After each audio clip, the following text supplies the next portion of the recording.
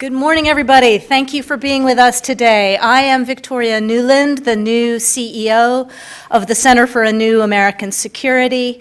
We are delighted today to present the inaugural Michael J. Zak Grand Strategy Lecture and Panel Series. As all of you who know the Center for a New American Security are aware, we have long been interested in the question of grand strategy. Do we have one? Do we need one? Is it changing? How should it change? Do other countries have grand strategies? How do we relate to that? But we are delighted that with the support of the Center's longtime friend and board member, Mike Zak, we are now able to launch this annual lecture series on the question of grand strategy, where we'll have a big brain every year and then some panel discussions. Today, our first lecturer in this series, as you know, is our own Robert D. Kaplan. He will be the inaugural lecturer. It is a big day for Bob, not only because we have the lecture today, but today is also the launch for his new book, which was released yesterday, The Return of Marco Polo's World, Strategy and American Interest in the 21st Century. So get on Amazon right after the session and order it up, please. After Bob gives his remarks, we'll have some Q&A, then we'll take a little break, and then have two panel discussions, as you know. To introduce Bob today is, as I said, our longtime friend and board member, Mike Zak. Mike is a partner in Charles River Ventures, which was one of the first high-tech venture capital entities based in Boston, and he was ahead of his time in understanding that tech was the wave of the future. He's made many contributions to CNAS over the years. He is a former Marine, but among the contributions he makes to us is to push every single year for us to think bigger, think about the grand questions, to go to the pain in the hardest national security issues of the day. So we are delighted to have this series now in his name, and over to you, Mike, to introduce Bob.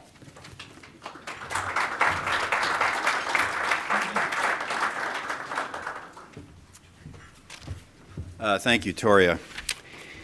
We're here today to learn more about a debate that our nation should be having more of. Grand strategy in any pursuit can mean different things. It can mean lofty goals, often associated with a vision, or it might be a forced effort to establish priorities and define what a body won't do as much as it specifies what it will do. In national security, it can be an exercise in defining the national interest and making the most of the geopolitical hand that a nation has been dealt. And at least in my opinion, resource allocation, what a nation spends on strategy, should play a central role in any debate. The hard part about grand strategy is that it's a combination of all of the above. And addressing the topic is pretty easy to put off. When something makes sense to do and it's not being done, it's probably because it's hard. So thank you for joining with CNAS today on this first of what will be a series of discussions on what grand strategy is, an exploration of whether or not the United States has one for national security, and an effort to improve whatever it is we have, and I'm pleased to have my name associated with this. Before I introduce Bob Kaplan, our speaker, I do have a confession to make. Yes, I am a Bob Kaplan fanboy. No one on the CNAS leadership team knew that until now, and I can recall the moment this illness afflicted me. Years ago, I ran across his book, The Arabists. The topic was of interest to me, and a skim through the chapters convinced me to buy it and read it right away. That's when I learned that Bob was a skilled observer of peoples, places, and events across broad swaths of time. He's got a skill in that he can create word pictures for those of us that have difficulty seeing. Many books come into my home and are read and then moved on to make room for others. But Bob's books come in and stay so that they can be read again. His insights are superb across his works, and we'll hear some of them today. Please welcome Robert Kaplan.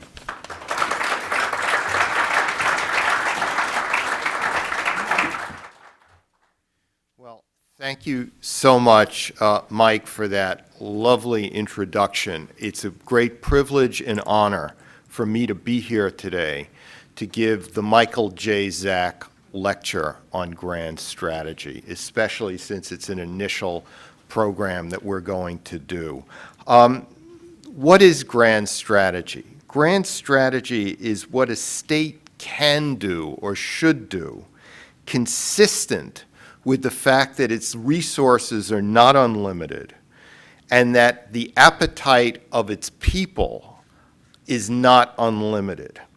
And so with limited resources and a limited appetite of its public, and also consistent with the material at hand overseas in terms of history, geography, culture, and specifically how a thing like culture can be changed and ameliorated by technology.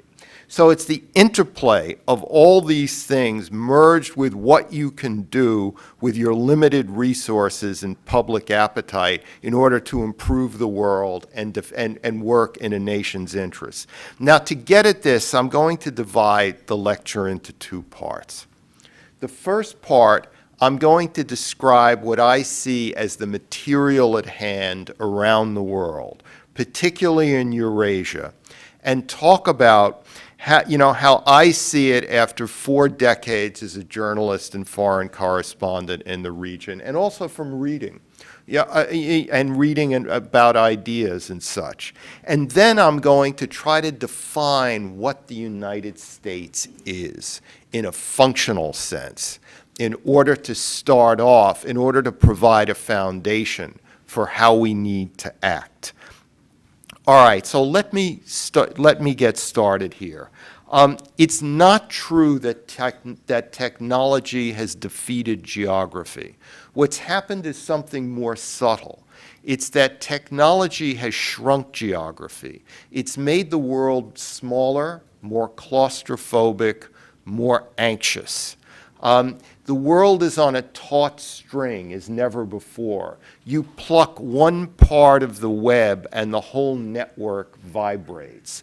That's why a so-called short, sharp war in the South or East China Sea may migrate into something bigger, to other regions. Given the fact that China is already building a 155-acre military base in Djibouti at the other end of the greater Indian Ocean. In fact, let me put it this way.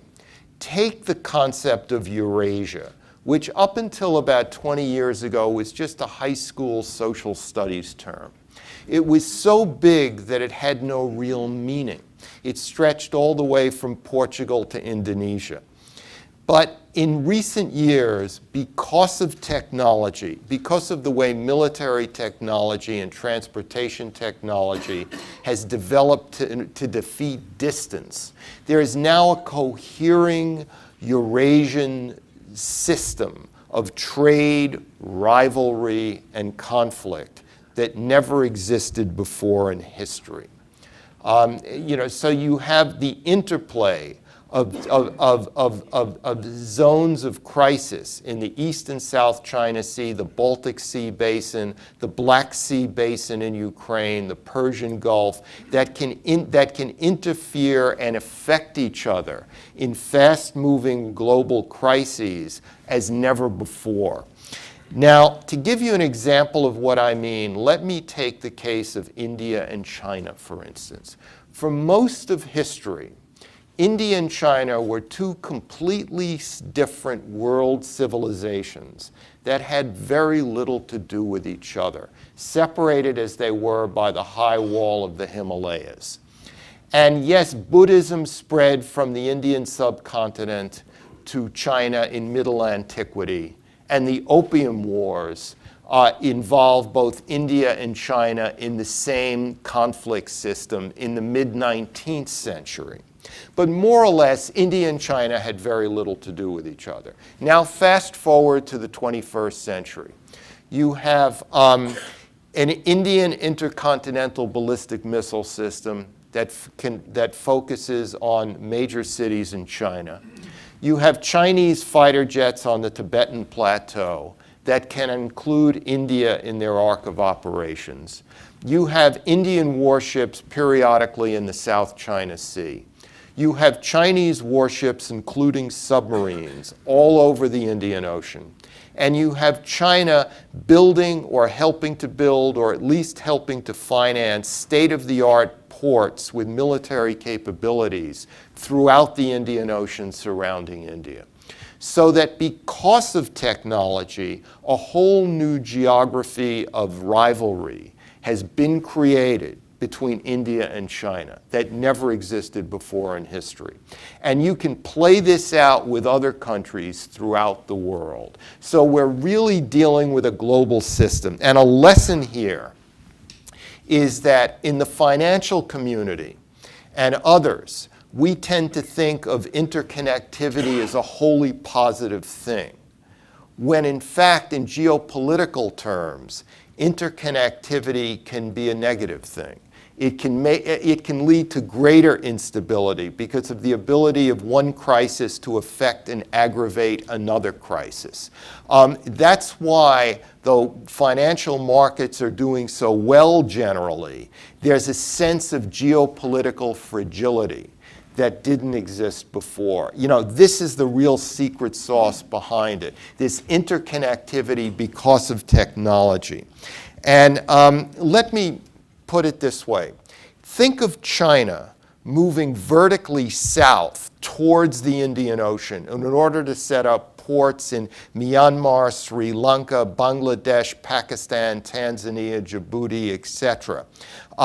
In other words, creating an early phase of the British or Dutch East India companies with a mercantile throughput trading system with military application, all the way from the South China Sea to the Eastern Mediterranean, where, by the way, the Chinese are running ports in Athens, in Piraeus rather, and getting interested in port facilities in Trieste, in Croatia, and other places. And think of India, rather than move south vertically, as moving east and west horizontally, so that India is exerting its power and influence from the Iranian plateau, where it's competing with China for oil and natural gas fields, all the way into the Burmese jungles in the east. It's not just recently, but even during the darkest days of the Myanmar dictatorship, democratic India had no choice but to engage with the government in Yangon in order to compete with China in Myanmar. It had no choice, as Indian officials had told me over the years. So again, we're in this integrated global system. Now, of course, the biggest challenge we face is China. Let me start with the South China Sea and build outward. You could talk to the Chinese all day and night about how they should not be doing what they're doing in the South China Sea, and they won't believe a word of it, because what they're doing makes perfect sense given their geography, given their economics, given their strategic plan. The South China Sea for the Chinese is nothing less than the Greater Caribbean was for the United States in the late 19th and early 20th century. There was a great Dutch geopolitician, Dutch-American geopolitician in the early 1940s at Yale, Nicholas Spykman. And he said that when the United States gained control, strategic control of the greater Caribbean by the early 20th century under Teddy Roosevelt, the United States effectively controlled the Western Hemisphere because the southern shore of the Caribbean was the most populous parts of Colombia, Venezuela, Guyana, etc. So that it controlled literally everything from Yorktown to the Amazonian jungles, as he put it. That the Amazonian jungles was the real break point, not between North and South America. And once the United States dominated the Western Hemisphere, it could affect the balance of power in the Eastern Hemisphere. And that's what two world wars and the Cold War in the 20th century were all about. It started in the greater Caribbean. And the Chinese now see the South China Sea in similar terms. Effective control over the South China Sea, or even effective parity with the U.S. Navy in the South China Sea, allows China several things it didn't have before. It allows it to push further out unimpeded into the Western Pacific. It allows it to soften up Taiwan because, you know, Taiwan is the cork in the bottle at the northern edge of the South China Sea. And it allows China an unimpeded access through the Strait of Malacca into the Indian Ocean. And the Indian Ocean is nothing less than the global energy interstate across which oil and natural gas supplies come on ships through the Strait of Malacca, the Lombok and other straits into the middle class conglomerations of East Asia, Japan, South Korea, coastal China, etc. So with control over the South China Sea, China becomes effectively a two-ocean navy rather than a one-ocean navy, which it still is to an extent. And China is fighting a war with the United States in the South China Sea. It's just that the Americans don't completely realize it because the Chinese method of war is to win without ever having to fight. The last thing the Chinese want to do is have a shooting match with the United States Navy because they will lose. They may not lose in a generation at the rate they're going, but they will lose now. So it's a series of thousands of little micro steps along that, take an island here, build a runway there, do nothing for 6 months, then send an oil rig into disputed waters. After there's international complaints, withdraw the oil rig, then take another island. It's a very subtle strategy where any reaction to it makes it seem that you're overreacting to it. And so the South China Sea is where it all starts for China.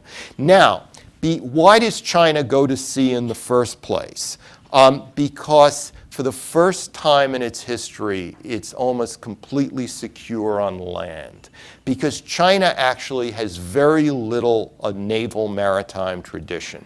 With the exception of the voyages of Admiral Chung Ho in the early 15th century, the early part of the Ming Dynasty, China does not have a seafaring tradition. Because China was never secure on land. Now it is, so it has the luxury to go to sea. Why is it more secure on land? Let's talk for a minute or so about One Belt, One Road, or the Belt and Road Initiative is the new acronym, has it called. What is it, really, in geopolitical terms? Number one, it's a branding operation for what China has already constructed in terms of roads, railways, and pipelines across Central Asia over the last 15 years. A branding operation that brings Chinese transport and infrastructure all the way to Iran. And Iran is the real key of Belt and Road because Iran plus China is an unbeatable combination.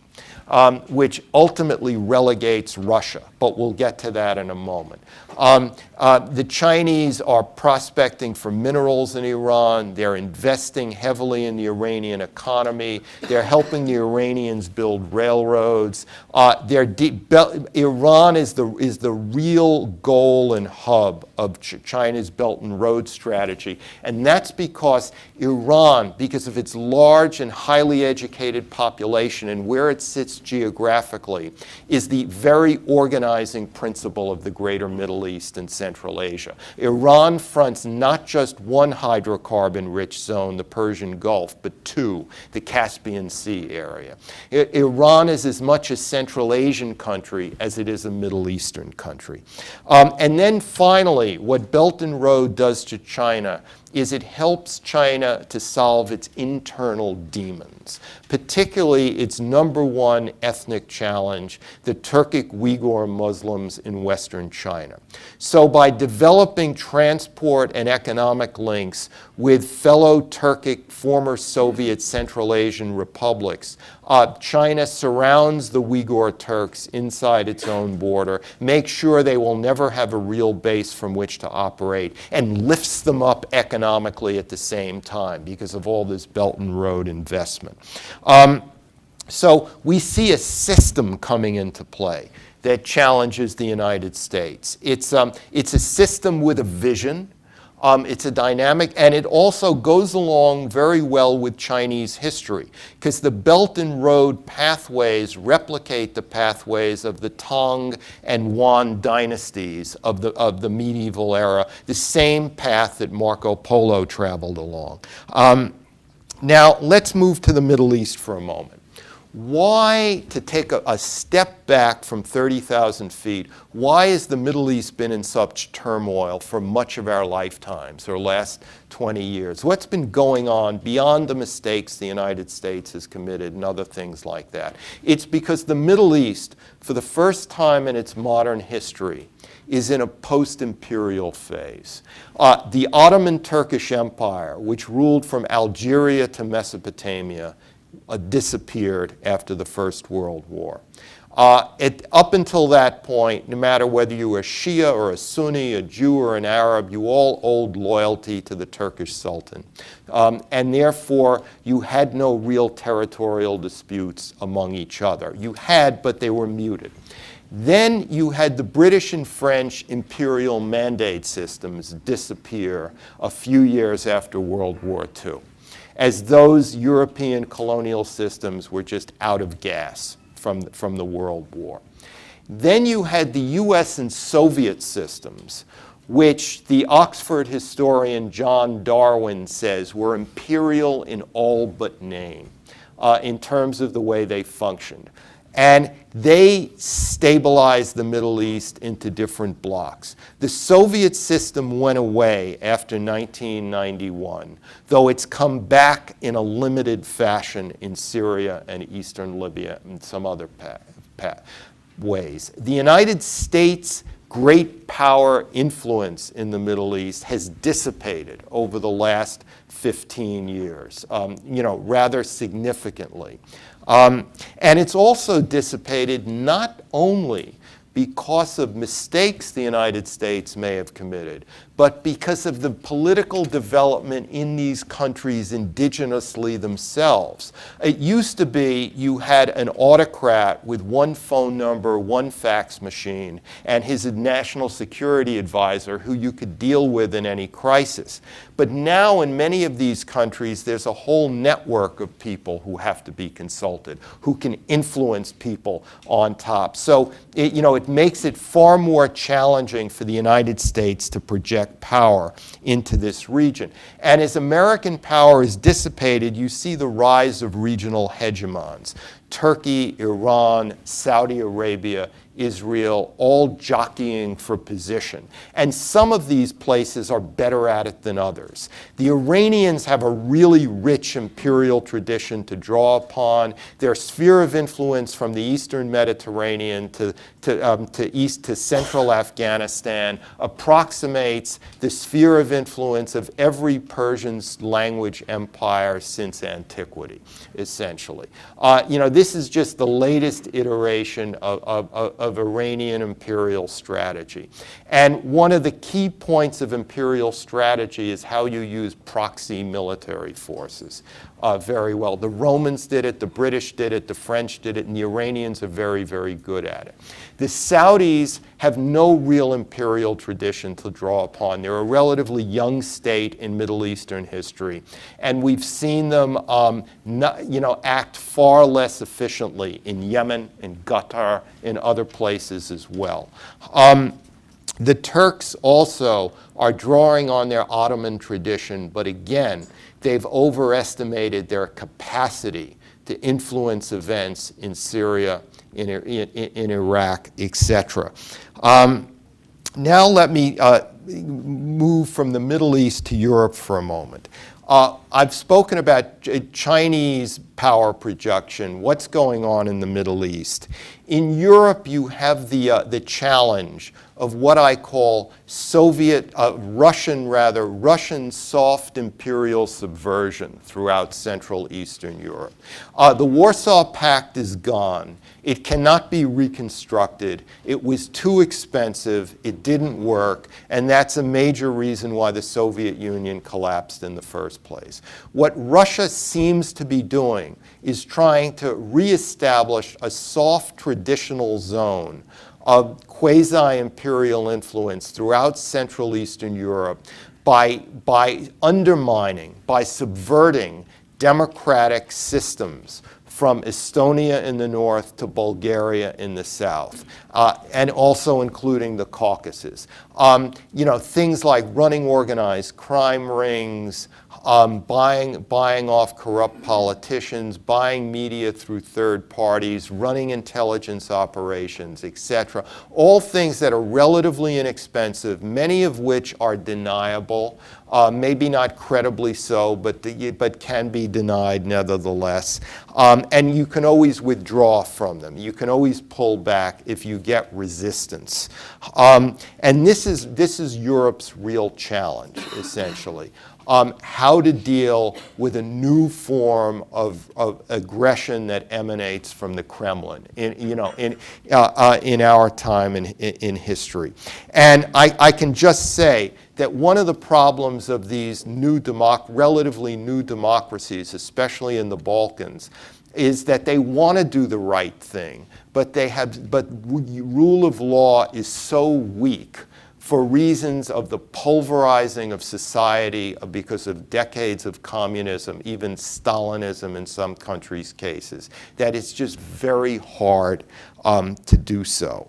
And then finally, we have Russia and China.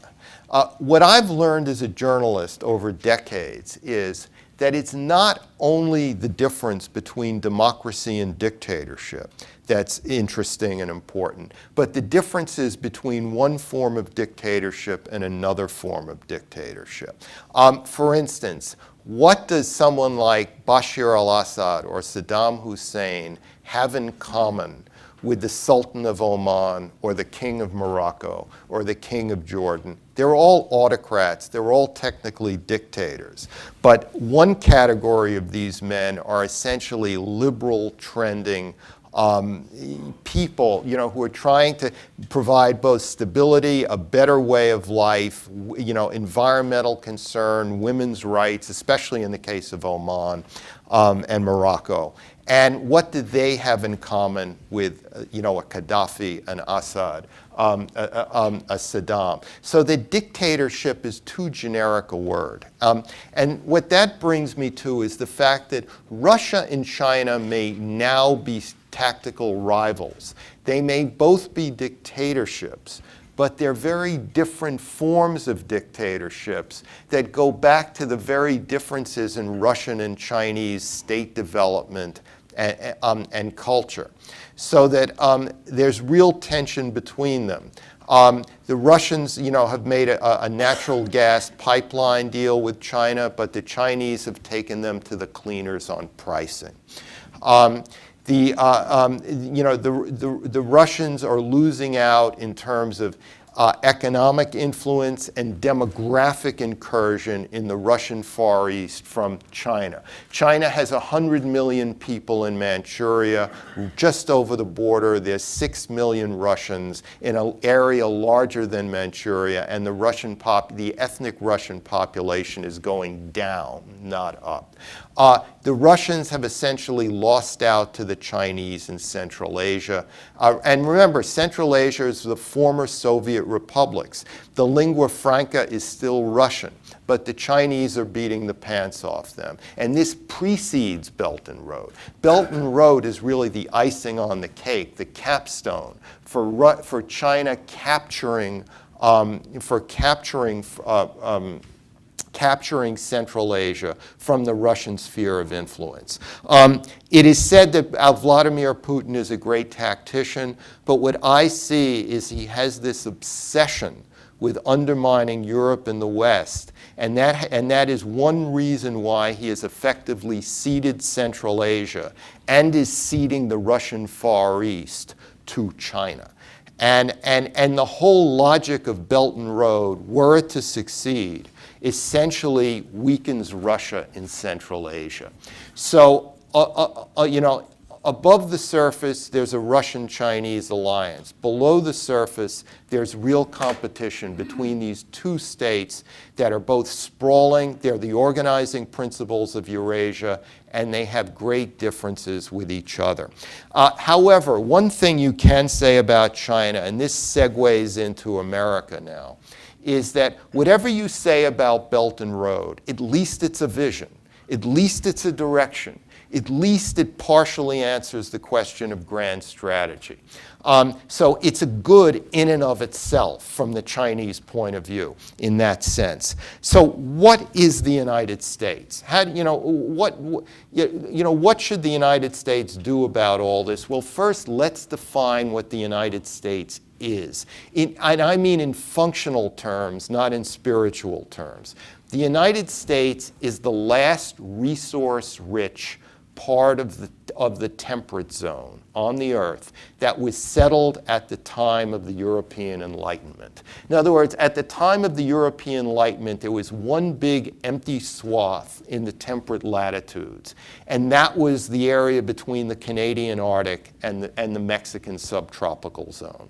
And that was settled by by what became the United States. So the United States is a great country, not only because of its values and what its people believe, but because of where they happen to live in the first place. And Halford Mackinder, the great British geographer over 100 years ago, defined the temperate zone of North America as the one great satellite of the mother continent of Afro-Eurasia, and the satellite that had the greatest potential to influence the old world, Africa and Eurasia, because it was protected from all the conflicts of the old world on one hand, but on the other hand, it had tremendous influence over it because of where it was situated between two seas. And this gets me to the great fact of American power, which is, think about it for a moment. We conquered a desert in order to become a sea power. The desert was the Great Plains. It used to be called the Great American Desert up until about 100 years ago, because the area between the 98th meridian and east central Kansas, Nebraska, etc., all the way to the front range of the Rocky Mountains had less than 20 inches of rainfall per year. So it was an authentic desert. And by conquering it, that was the real challenge of Manifest Destiny, conquering that desert. And once we arrived at the Pacific, we were not just a one-ocean country, but a two-ocean country, and that facilitated the development of the great American Navy right after the last battle of the Indian Wars in 1890. So we are a sea power. We're a naval power. And think about it again, that nuclear weapons, because of the moral taboo on their use, upon their use, are really kind of, on a daily basis, ineffective. They're symbolic. It's the Navy that gives the United States its great power. You can move aircraft carrier strike groups from one ocean to another, from one conflict zone to another, and it's not page 1 in the news. It's page 2 or 3. You've got to follow specialist websites just to see the location of our aircraft carriers on any given week. But you try to move 20,000 Army troops to a foreign country, it's front page. You get editorials in the New York Times, pro, for and against, etc. But a carrier has 4,000 or 5,000 sailors on it, and the destroyers, frigates, and cruisers in one sub that go along with a strike group add up to, you've got 8,000, 9,000 sailors, and you can move them around the world at will, and it doesn't even make a news story most of the time. So and when I say naval power, I mean air power as well. Air and marine. So we are in great naval power, and that also makes us naturally a liberal maritime power, because the great sea empires of history tended to be liberal. And Venice is the best example, or more liberal than the land-bound empires. And so so naval power, liberalism in the classic sense, free trade, and democracy are all of a piece. They all go together very naturally in this sense. And this is part of the building blocks of what gave the United States its great idea. Its great idea. Its great idea was about essentially not imposing our system around the world, but just encourage and fostering the advancement of civil society in whatever form was practical in specific countries at various points. We were as a liberal sea power, we protected, we kept the seas open for commerce. We kept the maritime choke points open. We protected access to hydrocarbons for our allies and even our non-allies. The whole global system, globalization itself, would be impossible without the United States Navy and the values that it brought upon the United States. You wouldn't, as I say, that you wouldn't have these conferences at Davos and other places without the U.S. Navy. Because globalization would not have been able to have taken place in the first place in the way that it has. And this American vision system came to a fruition at the end of World War II. And then because of the Soviet threat, because of the ideological, philosophical threat from world communism, the United States remained at arms and fostered over 75 years, or tried to foster a liberal world order, both in Europe and in Asia. And that is now being challenged in many respects. It lasted for 75 years. Things don't go on forever. History tells us that it was an aberration, that geopolitical conflict is more normal. But simply because it's an aberration does not mean it cannot continue or should not continue. The way I would put it is that it all began in the Caribbean for the United States. And it's all beginning in China's Caribbean for China, in the South China Sea. And what do we do about it? Well, we know over the last 15 years, maybe longer, we've overstretched ourselves. We've made mistakes, and we've seen an upsurge in arguments for restraint as a corrective action. And the issue is whether constraint is a corrective action or is it something more. It may be a technique only to get us more into a middle path, because we should not want, in my opinion, the pendulum to swing from one extreme to the other extreme. What we would like is a sustainable foreign policy. And what is a sustainable foreign policy given our geographic and historical situation? It's not a foreign policy driven exclusively or even primarily by humanitarian intervention, because that is unsustainable. But also because of our geographic situation, as Mackinder pointed out, we are fated to lead in some degree. We are fated to lead because we are both protected from from Afro-Eurasia, but we're rich in river system, minerals, etc., and we can affect developments in Africa and Eurasia to a degree that people on those continents cannot do. There's an advantage to being on the other side of the world. The advantage is we have no territorial pretensions in Asia, and that's why we can be trusted there. We can be the negotiator of last resort, in a sense, the trustworthy ally, because we're not threatening anyone's territorial sovereignty, and this goes for Europe as well.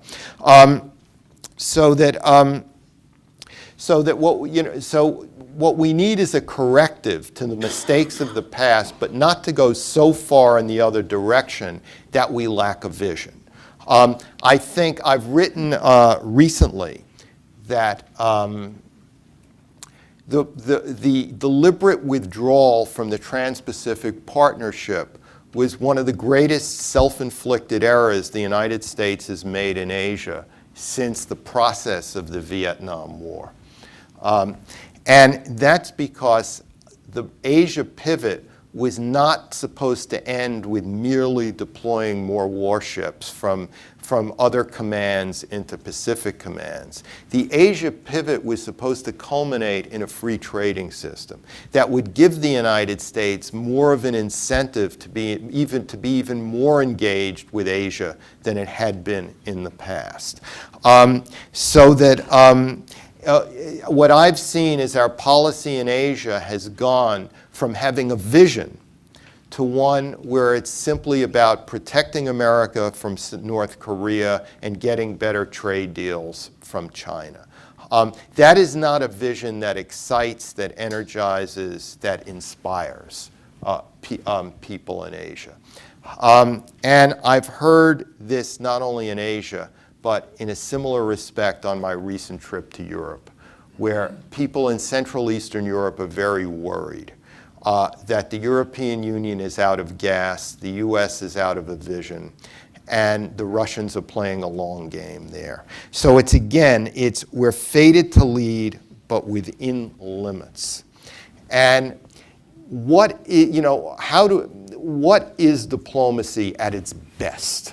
I would define diplomacy at its best as pushing out to the limits of what you're capable of, while at the same time having a sixth sense not to go over those limits. It's like working at the edges all the time, not withdrawing and saying, let the situation take care of itself, but not overextending yourself at the same time. And I think as long as we can work near the edges and exercise more restraint than we have in the last 15 or 20 years, but not totally withdraw, we will be able to, if not lead this, the 21st century, to at least compete well with it, because and I'll end here with this. 20 years ago, I published a cover piece in the Atlantic Monthly called "Was Democracy Just a Moment?", where I challenged the assumption of the 1990s that democracy was going to win out. I predicted an age of authoritarian renewal for a number of reasons. But now that that's come about to a certain extent, I think that authoritarianism will have its own challenges, especially in the 2020s. And that's because countries like China and Russia will come up against what I call the Sam Huntington trap, which is Huntington was a very clairvoyant political scientist, and you wouldn't be smart to bet against him in terms of his record. And one of the things he said was, when you have the development of a mass middle class, when you make people more secure, a bit wealthier, make their lives a bit better, if your institutions don't also advance and become more flexible and enlightened and responsive, the very creation of a middle class can actually be politically destabilizing rather than stabilizing. And I think that's where China and Russia, too, are going to have their challenges, in the next decade. So we should not despair, is what I'll say. And I'll end it with that. We should not despair. Thank you very much.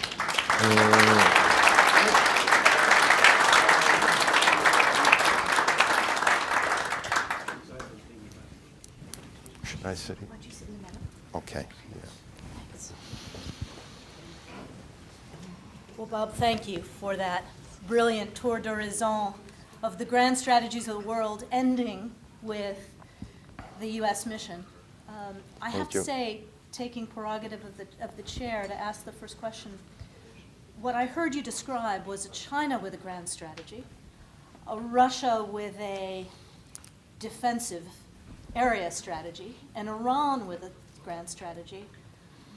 But on the U.S. side, you hedged a little bit. I got the sense that fundamentally you believe that the grand strategy that has dominated traditional foreign policy thinking here, namely that the U.S. should keep the world safe for democracy, to quote former leaders, maintain the liberal tradition of openness, whether at sea, whether in trade, whether needs to be perpetuated, but with some modicum of restraint. But that's not where we find ourselves on this news day, with the U.S. not only withdrawing from the TPP, but also undercutting one of the basic compacts of the liberal family, which is that we share security, but we compete with each other economically on a level playing field. Now we are moving in the direction of actually building walls within the order. So that's one piece of it. But the second thing was your advocacy of not promoting humanitarian intervention, but nonetheless maintaining basic peace and security. So how do you find those boundaries? All right, let me spin this out a bit. So, and address, for example, Syria. Do we need to care? Address pushing back on China. How much should we care? And address the weakness of Europe. Yeah, the way I would put it is humanitarian intervention should always be there, but it cannot define our foreign policy. It cannot be, R2P should play as high a role as possible, but it cannot ultimately be dominant because it's unsustainable. So it's there, you should always consider it. And it was considered throughout the Reagan administration, throughout George H.W. Bush administration. It just cannot dominate. I mean, Reagan, with the Reagan Doctrine, deliberately did not arm the rebels in Mozambique or Ethiopia, even though they fit naturally into the Reagan Doctrine because of the, the nefarious nature of those two, rebel groups. So there was discipline and distinction even within the Reagan Doctrine. I think that the new tariff plan on imports, the general anti-free trade trend of this administration is bad, and I think it reverses it reverses the idea of promoting common values. I think the way I always put it is, don't install democracy, but press at the boundaries of advancing civil society in whatever form all over the world. Now, in some countries like Oman, as I mentioned, or Morocco, you're not going to want a full democracy, and you don't want to inflict it upon those societies. But all over the world, what you do is you encourage the building blocks of civil society and don't get too legalistic about it in many places, because elections don't necessarily mean a democratic system. I think your question was about Syria. You said, so is settling the Syria conflict an imperative for us geostrategically in terms of maintaining order and the commons and a Middle East that can prosper and stay open, or is it a humanitarian intervention that's beyond the pale? That was one version of the question. I want to push you a little bit on the encouragement of civil society, which has been an American principle. But what about inside the adversary countries? What about inside China, inside Russia, inside Iran? All right. On Syria, Aleppo, Mosul, Baghdad, all collapsed after the end of Ba'athist rule there. And it resulted in mass bloodshed in all of those places. Damascus has not collapsed. Eastern Ghouta is not Damascus. I've been there. It's way out. It's a drive. Damascus has been more or less, it's gotten worse and worse and worse, but it's more or less at peace. If you were to dislodge Assad, my fear is that Damascus would become like Aleppo, and that you could get, ethnic cleansing of the Alawites.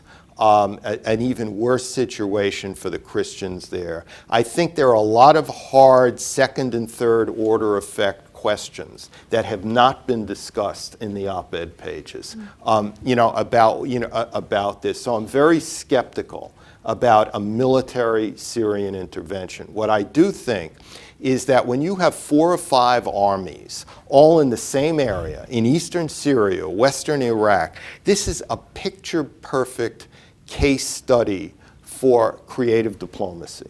I mean, because even though it's all these armies together, this is not a question that military generals can solve. It's a question that historically has been solved by diplomats at a conference, at a peace conference or something. And what I see is a real dearth of diplomatic leadership. Between doing nothing and sending in 150,000 troops, there's a lot in between that you can do. Now, some of that in between is military, but most of it's not. Most of it's diplomatic and economic. So generally, and when you're talking about humanitarian intervention, there's a lot we could do without sending in the troops, and which don't overextend ourselves. Well, as a recovering diplomat, I thank you for that shout out that the profession is not dead. Audience, colleagues, questions, thoughts, please. I'm Faye Mokhtar, member of Atlantic Council. Thank you so much for such a brilliant talk. I just need to know your opinion about the JCPOA, which is a very historical document that the United States has signed with Iran. It's the most comprehensive deal. It seems like the Trump administration is trying, not openly, but basically not complying to their side of the agreement. I need to know what's your opinion and what should be the U.S. strategy in that area. Thank you. Thank you. I think I supported the Iran nuclear deal in print because I thought it got an issue off the table for 8 or 10 years, and during which time a lot can happen internally in Iran. Iran is a very funny system. It's not a complete dictatorship. It has a form of limited democracy, and with disturbances, rebellions, and not just the kind we've seen recently, but also ethnic uprisings at the fringes of the Iranian state. So I think if we were to undo the Iranian nuclear deal, not only could they rush for weaponry, but the Europeans would not abide by what we did, essentially. The Europeans themselves would start trading with Iran. It would just be a self-inflicted error at this point. So it's a deal that's made. It was not Nixon going to China. I mean, it didn't lead to a rapprochement with the U.S. and Iran, and it may have been handled clumsily. There may have been an opportunity for much more effective diplomacy to reassure U.S. allies in Israel and Saudi Arabia and the Gulf. But the fact is the deal is done, and I think you only make it worse if you try to undermine it. Will.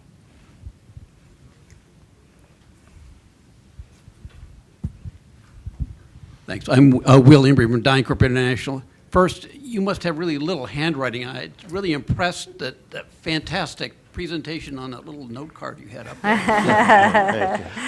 I was really taken by your characterization of the Belt and Road Initiative as a sort of manifestation of China's grand strategy.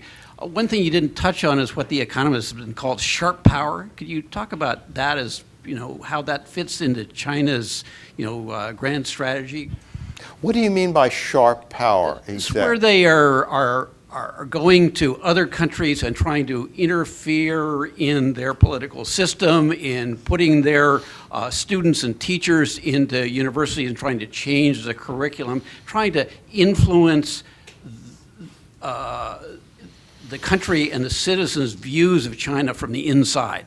Yeah, well, what I've seen is in the case of the port at Hambantota and in Sri Lanka and at Gwadar in Pakistan, the Chinese provide loans and loans and loans. The host country does not pay back. The Chinese take over the port, and then they say, let's be friends, essentially. And what you just described goes along with this.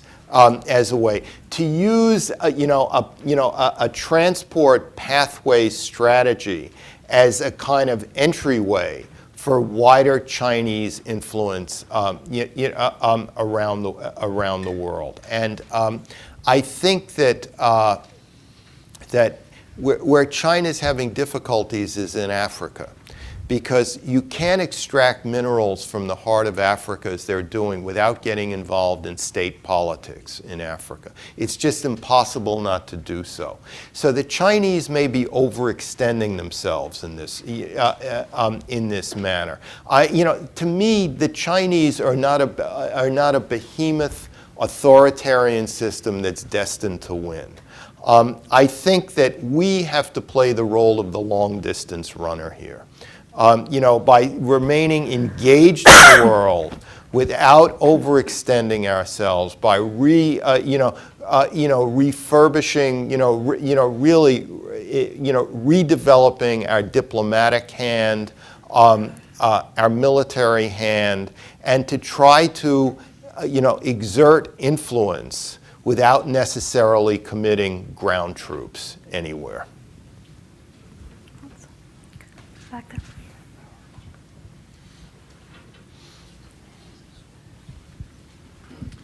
Good morning, Bill Trulove from the Canadian Embassy. I've heard partners and allies mentioned a couple of times. I heard the moderator speak about the news of today. And of course, U.S. grand strategy, one of the strengths has always been partners, allies, and alliances. It's always been touted as that force multiplier against those that don't have that luxury. And yet we've seen an evolution in the dialogue towards partners and allies, and we hear a debate going on even today around national security threats from some of the closest partners and allies. So in your vision on grand strategy forward, where do you see the element of alliances, partners, allies evolving? Are we just in a moment, or is there a shift going on here? A foreign policy without alliances is unsustainable for the United States. I believe, and we've always, and we were at the brink of a real breakthrough with Mexico until the Trump administration, I would argue, because Mexico had a presidency, he had liberalized a lot of economic laws, he allowed Texas oil companies to buy into the Mexican whole oil industry. We were really leading to a point where Mexico and the United States could sort of merge economically.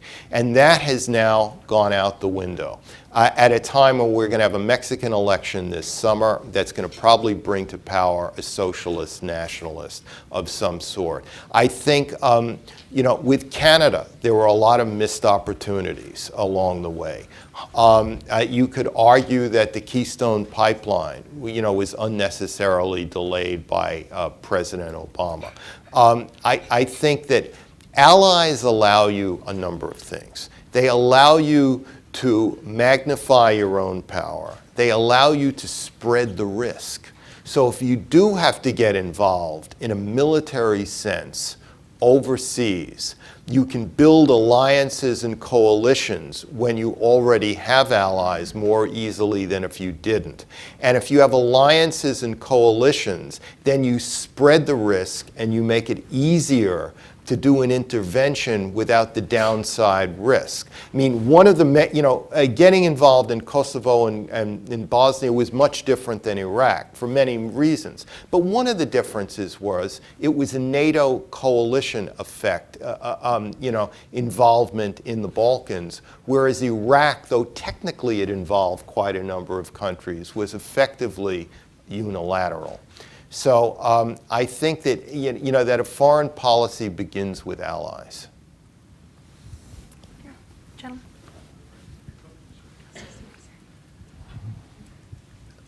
Jim Connors. My question is, America has an implicit strategy of an open and anonymous internet. And when I look at, for example, China and their stated policy to have a social score, like we have a 850 credit score, that their people are, through artificial intelligence and facial recognition, the application of today's technology to directing 1 billion plus people towards a common goal, and if they get out of line, it's Gitmo. How China's strategy to use technology to repress the people brings a different dimension to what happens to authoritarian governments. And as you said, in 2020, you thought they would break. I don't think so. All right. I actually wrote about this just a few days ago in the Washington Post. I said that the Chinese are on a route to be able to monitor the searches and the sequence of searches that people use on the internet, which means, and if you think about it, if they can monitor the sequence of your searches, they're inside your brain. It's very creepy, They're inside your thought system. And that, combined with facial recognition and other technologies, allows for a degree of Big Brother type repression that is unprecedented. And it also shows how technology, which has been sold to us by Silicon Valley as an altogether positive thing in history, can also be a very negative thing in the hands of authoritarian systems. I think the Chinese direction in this matter is leading China from being an enlightened authoritarian regime to being an unenlightened authoritarian regime. But I think the effect of this on the long term will increase anxiety, neurosis, psychosis on the part of individual Chinese. And if you in a situation like that, combined with the enlarging middle class stability trap, which Samuel Huntington wrote about in 1968, you do have the possibility of a crisis for authoritarianism, if not in this decade, perhaps in the next. Good morning. You took us on a great tour of the world, both what's currently happening and then tying that to history. What is your approach for collecting information, synthesizing so much of that, kind of bringing that all together? What's your mental model, your thought approach to thinking about the world? Because you're clearly going all around the world, talking to people. How do you figure out which information is the best, bring it together into kind of a coherent package that you kind of see the world through? Well, I think that I think of geography in the 19th century sense of the word, meaning geography is a starting point. It's not an end point. It's just a starting point to deal with history, civilization, culture, politics. Because what is culture? What is a national culture? It's the effect, it's the experience of a very large group of people upon a similar landscape for hundreds and thousands of years.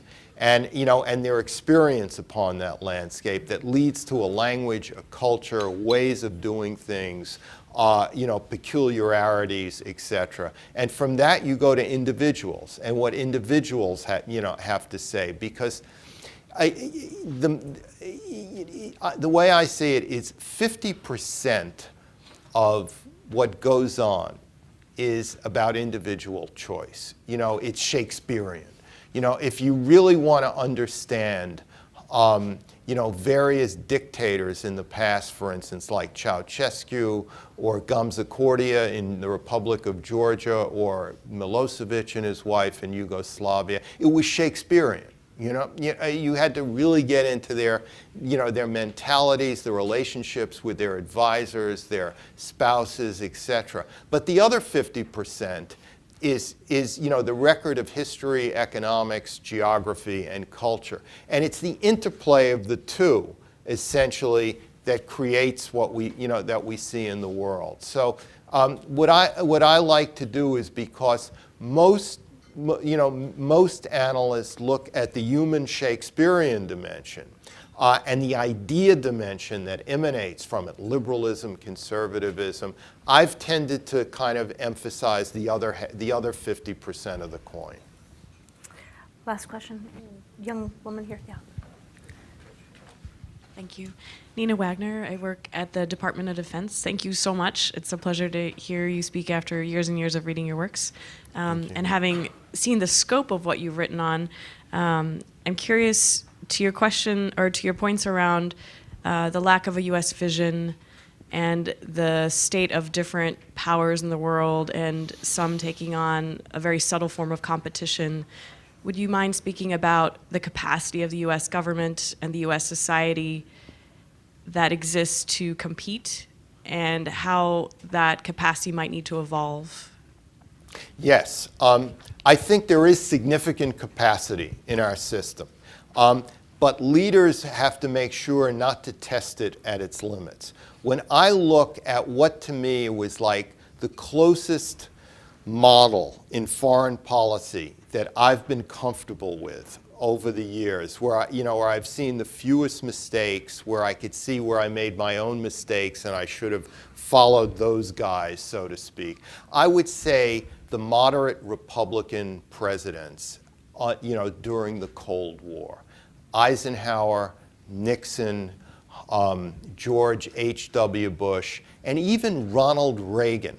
Because remember, Ronald Reagan spoke the moral rearmament of Wilsonianism, but he surrounded himself with very pragmatic people. George Shultz, Frank Carlucci, Caspar Weinberger, and others, which modified his own vision.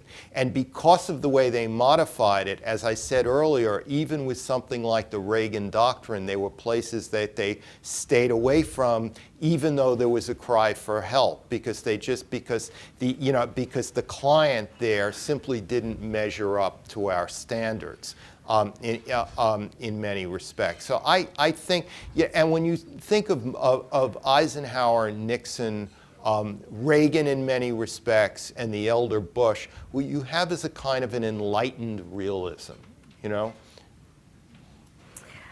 So, ladies and gentlemen, what I forgot to mention at the beginning is that you can buy Bob Kaplan's new book right outside during the 10-minute coffee break we're about to have.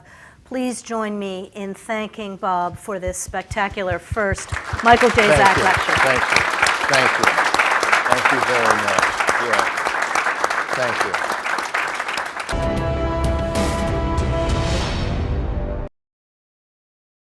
Thank you for sticking around for the panel portion of our event. I want to switch gears from the substance of grand strategy into what is frankly a lot harder in policy circles, the implementation of national security strategies and other strategies. I have a fantastic panel who need little introduction. I have Ridge Colby, my former colleague, the Deputy Assistant Secretary of Defense for Strategy and Force Development, former Gates Fellow at CNAS, so welcome back to the CNAS family. Kathleen Hicks, Senior Vice President and Henry Kissinger Chair and Director of International Security Program at CSIS. I think possibly more complicated than any DoD title you had. It's a toss-up, actually. Yep. But also former Principal Deputy Undersecretary of Defense for Policy and the first Assistant Secretary for Strategy, Plans, and Forces and OSD Policy. And then lastly, Will Bowden, the William Powers Executive Director of the Clements Center for National Security and Distinguished Scholar at Strauss Center for International Security and Law. Also, former Senior Director of the Office of Strategic Planning at the National Security Council and veteran of the State Department Policy Planning Office. You may notice a theme throughout each of their titles. Each of these folks was involved in some form of national security strategy, national defense strategy, QDR, more than I can count over the last several years. So I want to start by talking about when you're a baby wonk walking into the Pentagon and you think that when the president or when the Secretary of Defense is speaking, that, or they make a strategy or they sign a policy document, that their word is law, and therefore that whatever they say will just suddenly become so, like Captain Picard, make it so. This, as it turns out, you learn very quickly when you start in government, whether at the Pentagon or the State Department or elsewhere, that it's significantly harder than that. And that there are all sorts of barriers between the broader strategy documents that people spend so much time on and the implementation process, which takes sometimes years, if not decades, to see if it actually bears out in any way. Now, if you pay attention to the Twitter sphere, you'll think that it's the deep state, the dastardly deep state, that is the one who prevents a president or his senior leaders from implementing any of their agenda in any form. But my sense is it's actually far more complicated than that and has much to do with how the strategy is developed, how it's communicated out to different audiences, and thinking through what that implementation looks like over the development process. And Kath's team actually just recently did a report at CSIS on strategy formulation, where they talk about how the formulation process has to think about all of those elements, not only what the backroom smoky strategy development process is, but also the communication to key audiences, the implementation side, and thinking of metrics of how you know you succeeded in any way.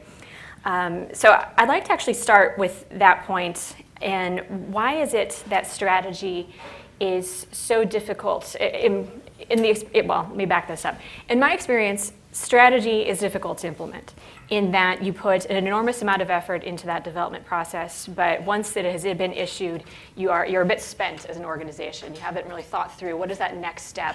So sometimes you're a little lacking on the implementation side. Why is it, I'd like to ask each of my panelists in lieu of opening remarks, why is it that strategy implementation gets that short shrift? And then are there teams that have invested the time and energy to actually have successful strategy implementation?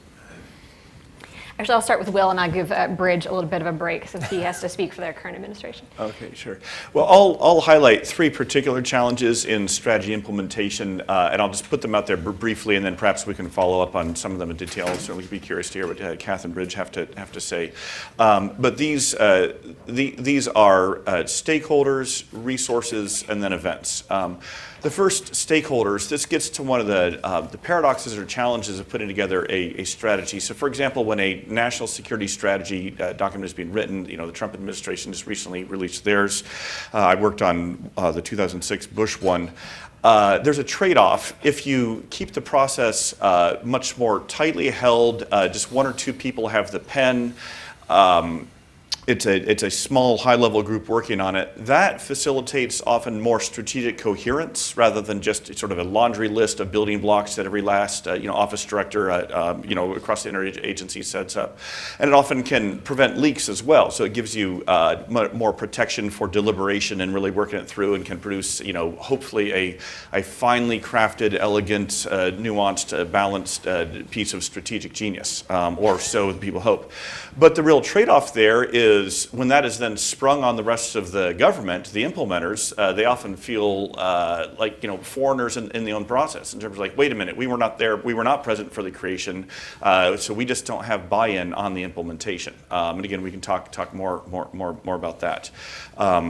But that certainly is the stakeholders part. The second one, of course, is resources, and Bridge can talk about this more recently. But again, as the way our government is currently constituted, even though we have a number of strategy offices, strategy documents being put out, there still are not enough formal connections between those and budgeting and other resourcing processes. So not just budgeting, but also personnel allocations. There have been some improvements there.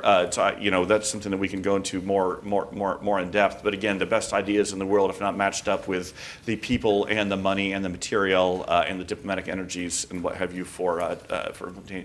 And then finally, just events. No strategy is produced in a vacuum, even if it's done in a ivory tower at some elegant New England university. They're always done in the context of a nation's history, its present challenges, and unfolding events. And so, example I've used before is when we were working on the 2006 National Security Strategy. A number of our components on terrorism, as well as on democratic governance, as well as on non-proliferation, we'd be ready to release the thing, and then the Palestinian elections happen and Hamas wins, and so we got to revise that. And then we're ready to release the thing, and then the IC brings out some bad news about new advances on Iran's nuclear program. So we amend that. We finally get the thing out, predicated on a certain aspect of our relationship with Egypt. It's released, and a month later, the Lebanon War of summer of 2006 breaks out, and 2 months later, the North Koreans test a nuclear device. And so we realized a lot of the assumptions we'd had about our partnership with Egypt or the status of North Korea's nuclear program, for example, were not quite made obsolete by those events, but certainly had to be radically reshaped. And so that's the challenge of having a strategy that's specific enough to address the world actually as it really is, but still with enough wiggle room that when those events change, the whole thing isn't completely tossed asunder. I will endorse absolutely everything Will just said. I would only add to it that there are these structural dynamics inside the whole national security apparatus, DoD itself, but also certainly in the national security strategy development system, that really puts strategy off into a corner, if you will, and it treats it episodically. If you think about PPBE, the first P is the strategy, and then we still look at it as these tablets that come down, and then others move on. And the reality of that is the power structure supports strategists and the strategy making process only episodically. And so even the best intended of great idea strategists, if they aren't empowered by leadership that's really engaged in strategy continually, it gets lost. It gets lost to the structural imperatives, in particular in DoD, of the budget. And as Will just pointed out at the White House, the pace of events that are happening in the world more than anything. How do you see that manifest? I mentioned PPBE. You can look at hearings that the Hill has. How often is the Hill actually calling people up routinely to discuss strategy in sort of a grand sense? It happens from time to time, typically around the times that they develop, perhaps every 4 years, maybe every 2, we'll see. A strategy, they'll have a posture hearing on that, but mostly it's about the budget, right? And as my old friend Clark Murdoch used to say, if it ain't in the palm, it ain't.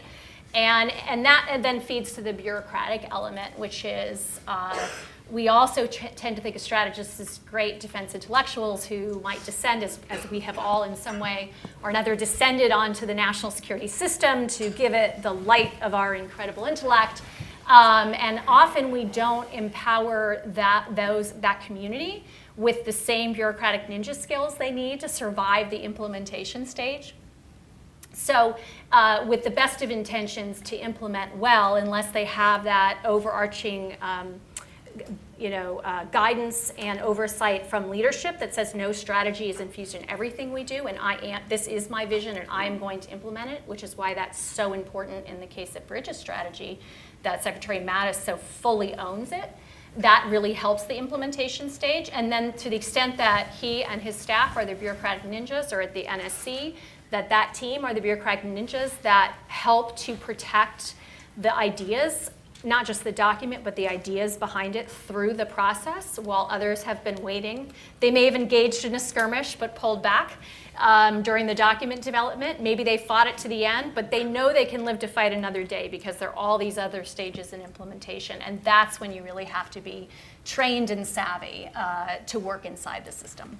So Bridge, you are living this right now, and I'm sure your team here is rapidly taking notes. But how, as you've now finished the National Defense Strategy, of which there's a classified component that most of us here have not seen, how are you thinking about reorienting your team and the broader strategy team in the Department of Defense towards this implementation side? Sure. Well, thanks, Lauren, and it's really wonderful to be back with my former colleagues here at CNAS, a place I have the greatest fondness for and respect. So I know that's widely shared within the department. So, just a couple of points. I mean, I think the way that Will and Kath kind of ended, where Kath ended up, I think maybe what I would say is the sort of necessary or the sort of realistic backdrop to strategy is we don't live in a unitary system, right? We live in a system where the checks and balances are even greater than they normally are in human organizations. So we have divided government.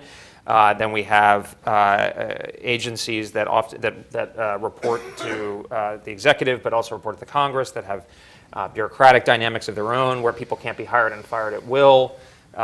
James Q. Wilson's great book on bureaucracy is, I think, an amazing thing here, just about the limits of executive power in the government, and how, in a way, a lot of it's actually suasion and kind of moral power rather than sort of a dictatorial kind of thing as you might have in the corporate world. That's all at play. So that's the kind of necessary backdrop. I would say, I think Kath got it right. I think maybe we have the good fortune, or we do have the good fortune, to be working for a secretary who prizes strategy.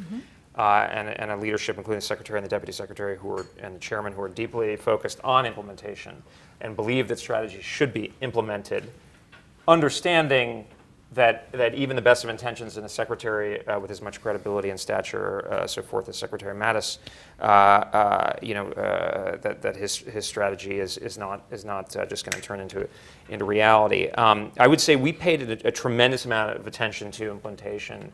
As the department's kind of various components collaborated to work together on developing it. I think where I would see a lot of some of the kind of core balancing act, if you will, is even if you have a secretary and a leadership that want to give clear direction, they also don't want to go out there with a 10,000-mile screwdriver and say, we have the how-to manual, and you out there in Central Command or Pacific Command or European Command or Strategic Command or Transportation Command, here's exactly how to do your business. So you have to balance I think, a desire to be clear and to provide clear vectors with a desire to, just from a kind of principal agent point of view, have your components actually be empowered. Mm-hmm. They're the ones who know what's going on. And that's a balancing act where we see things that in the strategy are pretty clear vectors of prioritization on great power competition, on readiness for high-end conflict, on shifting the nature of the joint force from the Desert Storm model to the lethal, resilient, agile, ready model.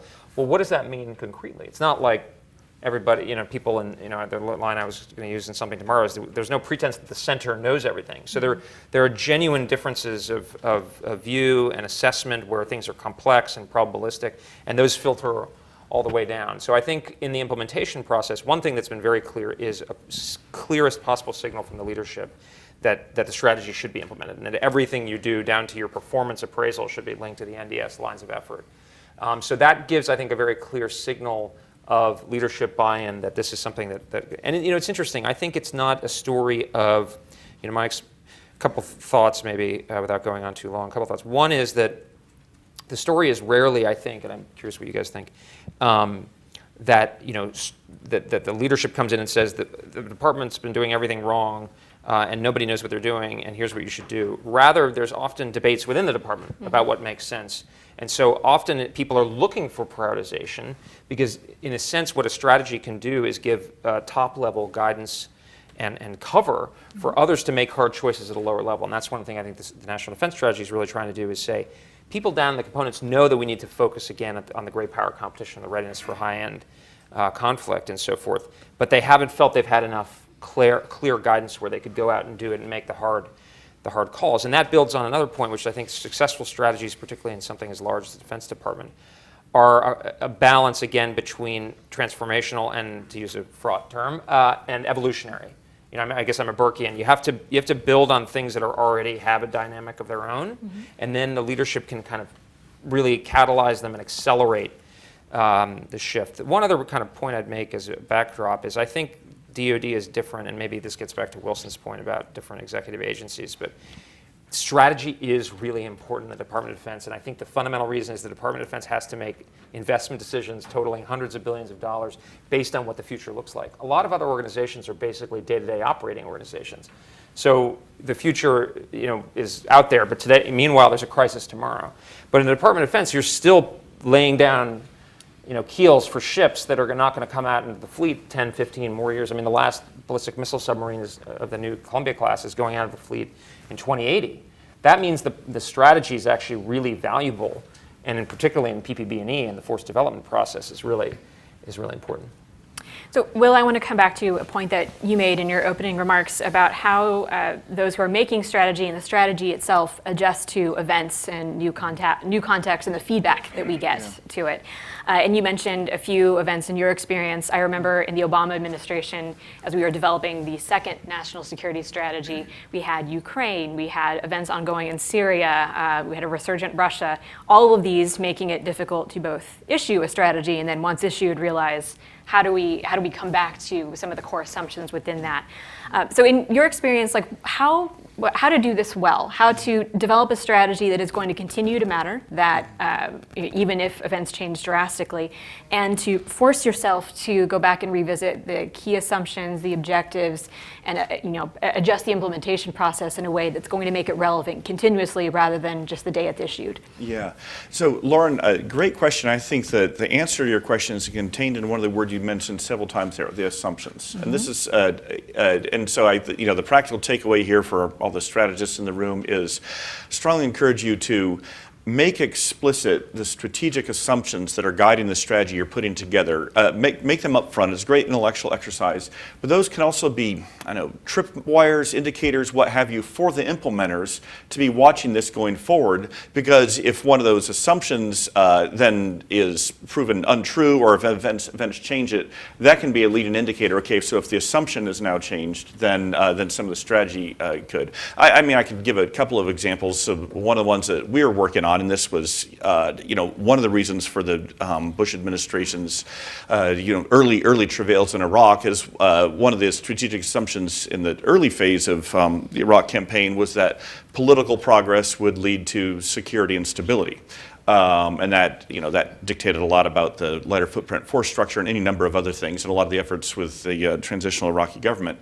And one of the key precipitators of what became the surge decision, and not just the 5 new combat brigades, but also a new counterinsurgency strategy, was going back and revisiting that assumption and realizing no, the assumption got it backwards. Security and stability will need to precede political progress. And again, obviously in hindsight that seems like such an obvious truism, but at the time those things could have been argued either way. And surfacing that assumption earlier rather than treating it as implicit would have helped. Another interesting one is I'm currently working on a book on Reagan administration foreign and defense policy, and they were, I think, early on, even though the first year of the Reagan administration was a bit of a mess, in early '82, when the Reagan administration started putting together its big national security strategy, NSDD 32, classified at the time, now declassified, they were explicit about a couple of their strategic assumptions about the Soviet Union's brittleness and fragility, which again, in hindsight, seems so obvious to everybody, but at the time was very contested and was reversing several decades of American strategic bipartisan consensus on the Soviet Union's stability and feature as an enduring part of the international landscape. And so I think the fact that the Reagan administration surfaced that assumption early and then built a strategy around that of looking for different pressure points to accelerate the internal tensions and so on and so forth. And that also in turn helped the Reagan administration recognize when Gorbachev came forward as a fairly genuine reformer. Again, a lot of debates within the administration, not everyone recognized it right away, but that they'd had that assumption of the fragility helped them recognize earlier when you have a Soviet leader who also sees that fragility. So again, surface the strategic assumptions helps the implementers.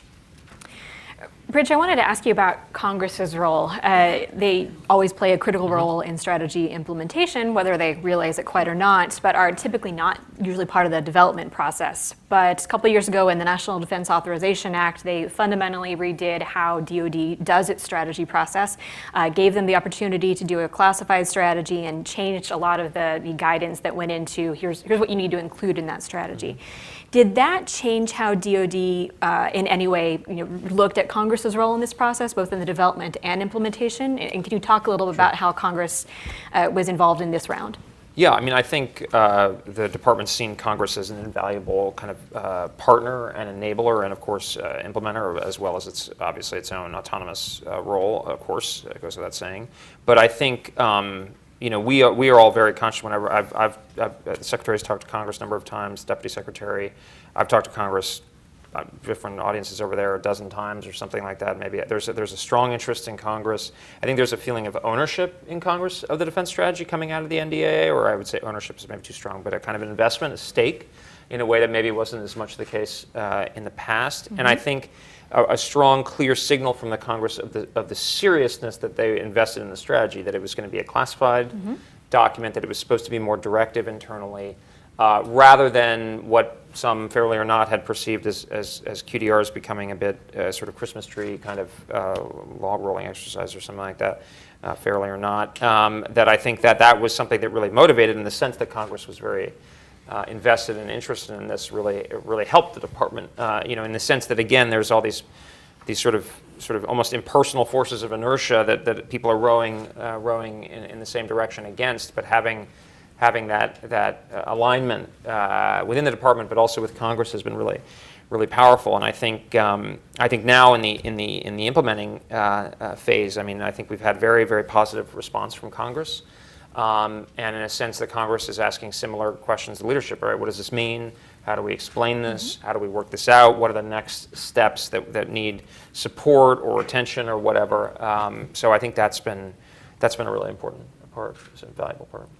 So, Kath, one of the challenge of strategies is that they often include an element of fantasy within them, that we use phrases like comprehensive approach or integrated approach that sound great in practice and on the page, but don't necessarily have a lot to do with how we implement policy in practice.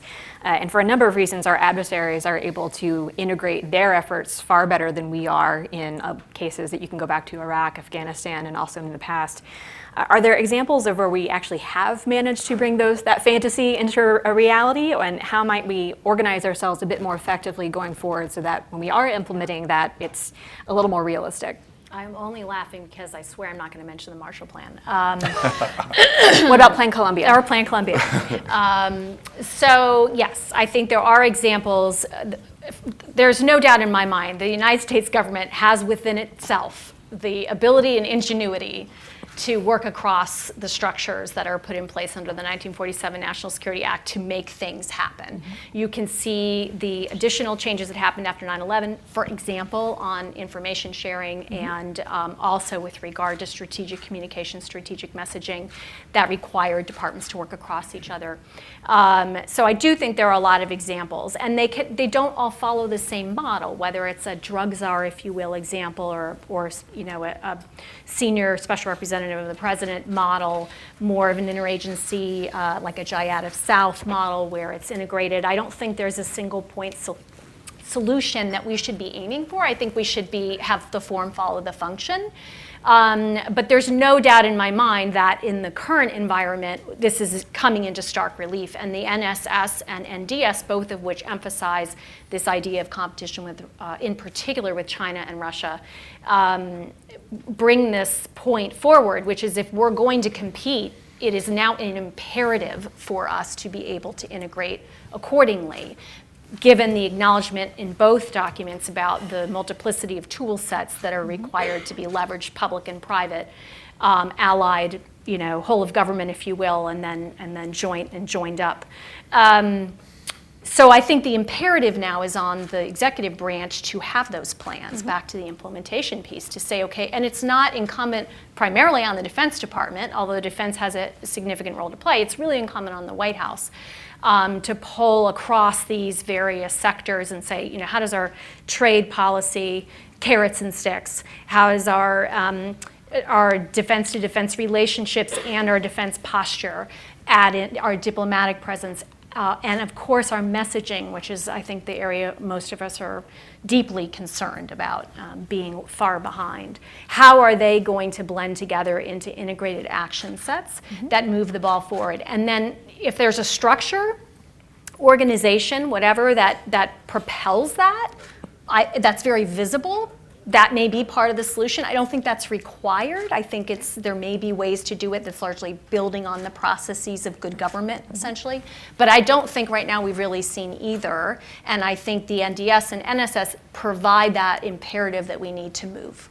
Bray, did you have a Yeah, point? because, thanks. I think one thing is, I think the Secretary is very attuned to this, as Kath suggested, and I think his real kind of core concept of expanding the competitive space, one of the key elements of this is really the ability to work more effectively with other elements of the interagency and for the departments and its activities to align more, continually improving in their alignment with our political objectives and so forth. So I think that's something the department is really attuned to. I think, as you suggest in your question, sort of flagging the problem has not necessarily contributed to remediating it.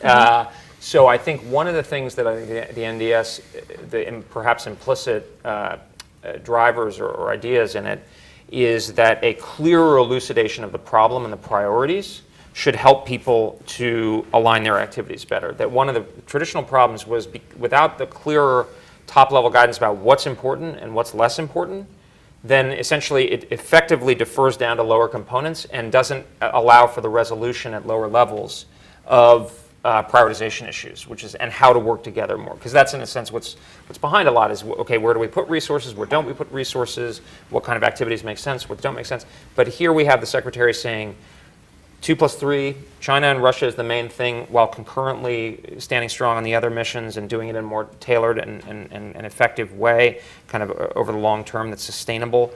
And in particular in that 2+3 competition, but with the reality of preparedness for high-end conflict. So is what you're doing out there contributing to those objectives? Now, if you can narrow the framework in which the lower level bureaucratic arguments are had, that should actually contribute to a greater alignment. So it's a kind of there's both, the NDS is both, and the Secretary are both saying, I want you to work together more, and I'm providing you basically the prioritization by which it should be easier to do so. Do one more question, and then we'll turn it over to the audience for their questions. So, Will, one of the problems that you talked about in your opening remarks was about how when you do strategy in a small group formulation, there's this issue of Moses coming down from the mountain saying, here, this is what you're going to do, and everyone else saying, I'm not quite certain what you're saying. What is this? How does this relate to me? Or in this administration, you occasionally see that with tweets being issued by policy. What can policymakers do in the strategy formulation process to actually make it easier to implement?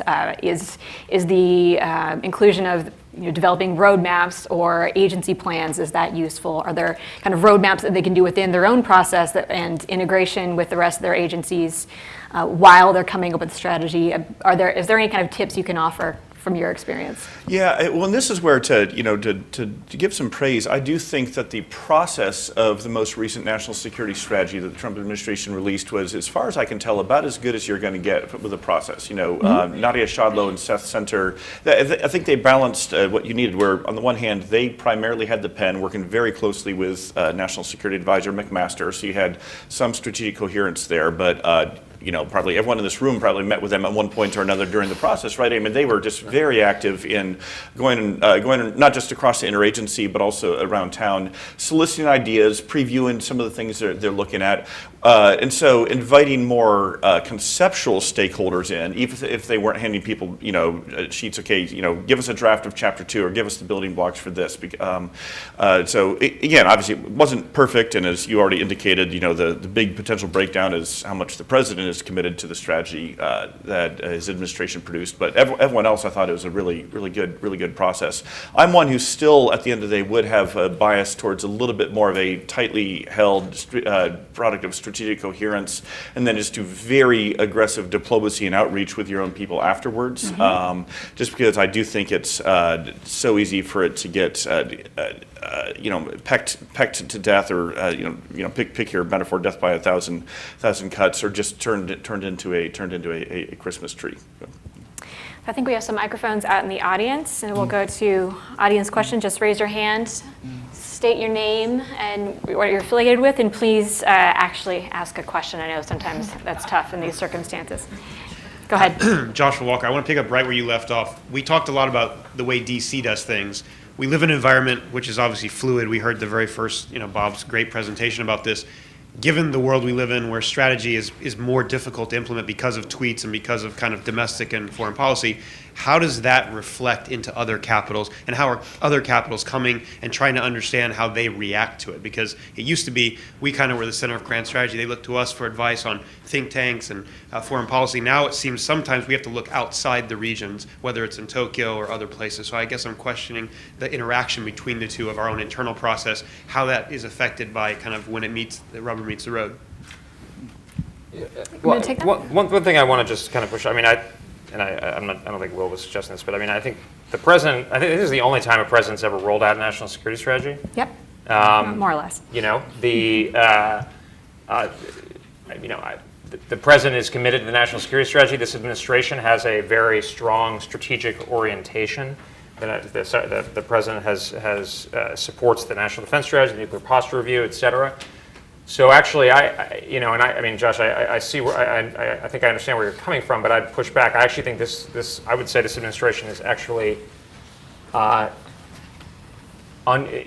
is actually unusually strategic.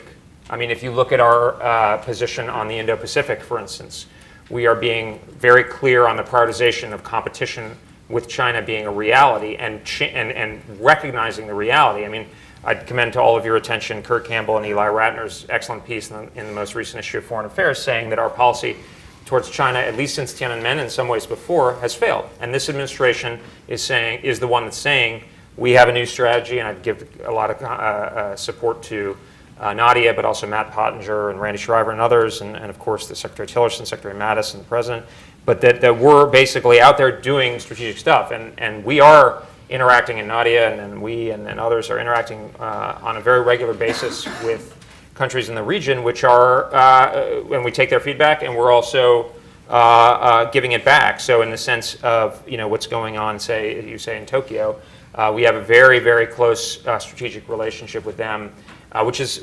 a lot of alignment about what's going on in the Indo-Pacific, that we need to make sure that our military advantage is not further eroded, that we are in a competitive relationship, and I think it's increasingly clear with where China's domestic politics are going, that we can't hope for a change in their economic behavior and so forth, that we're not looking for a confrontation, but we have to be competitive in order to have them not miscalculate our resolve to stand by the free and open orders and the alliance and partnership constellation that have underwritten that. So I would just kind of push back strongly on the implication that there isn't a strategic coherence to what we're doing.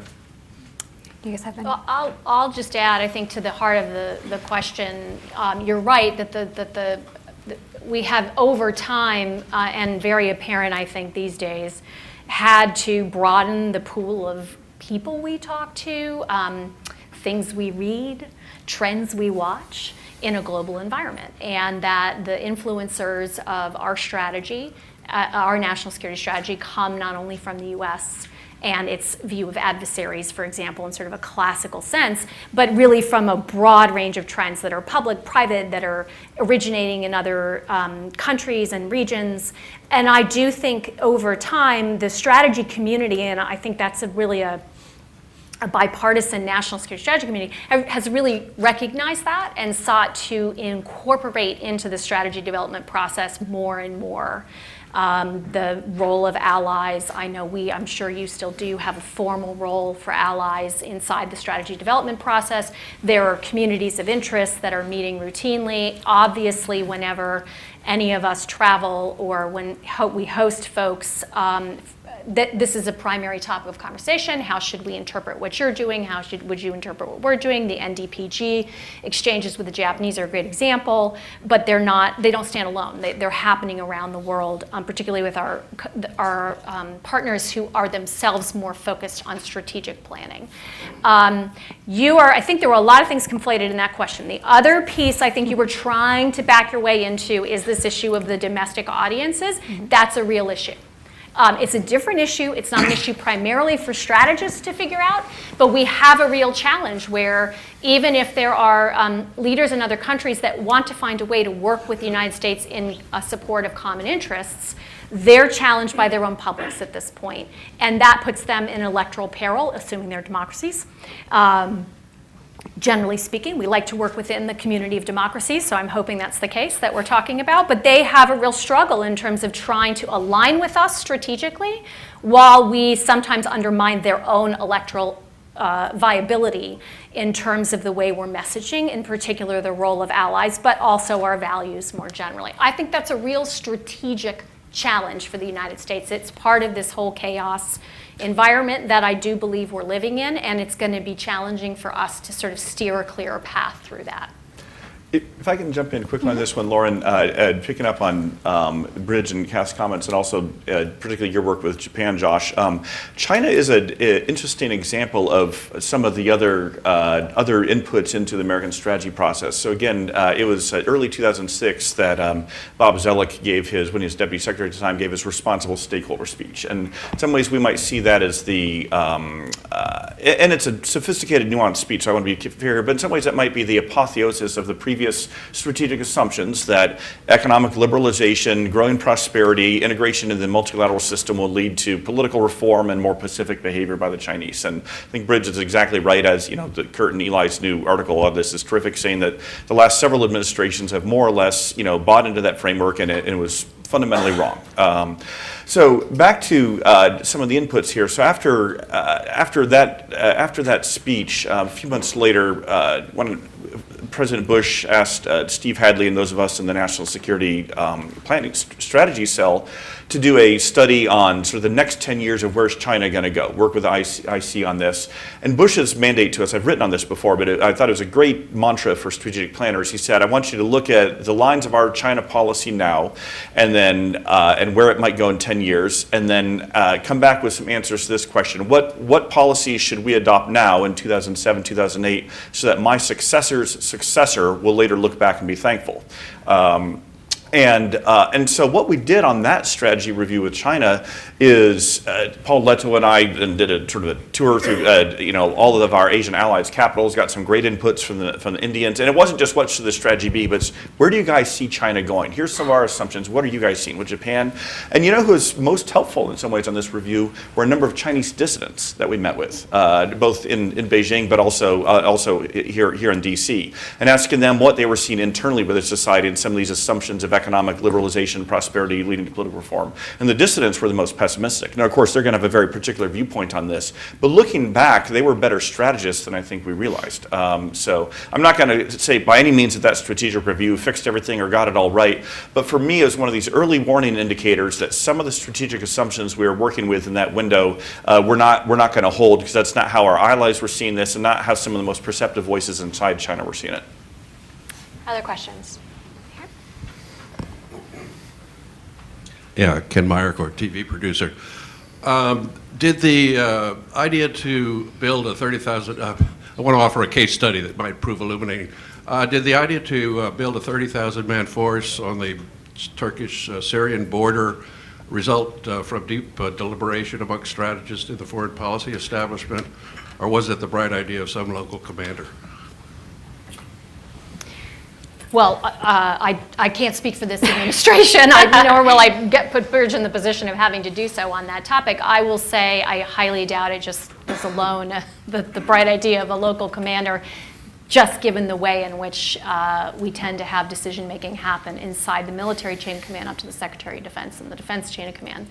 That said, I think most notably on both Syria policy and Afghanistan policy, what you really see manifest is the problem we're having making the jump from operational to strategic. And by that, what I mean is because we have a well-empowered military system, obviously with a civilian Secretary of Defense at the top, but with a strong operational background, you have a lot of energy into these operational decisions. You have a lot more flexibility to commanders in the field, and that's a separate topic for debate.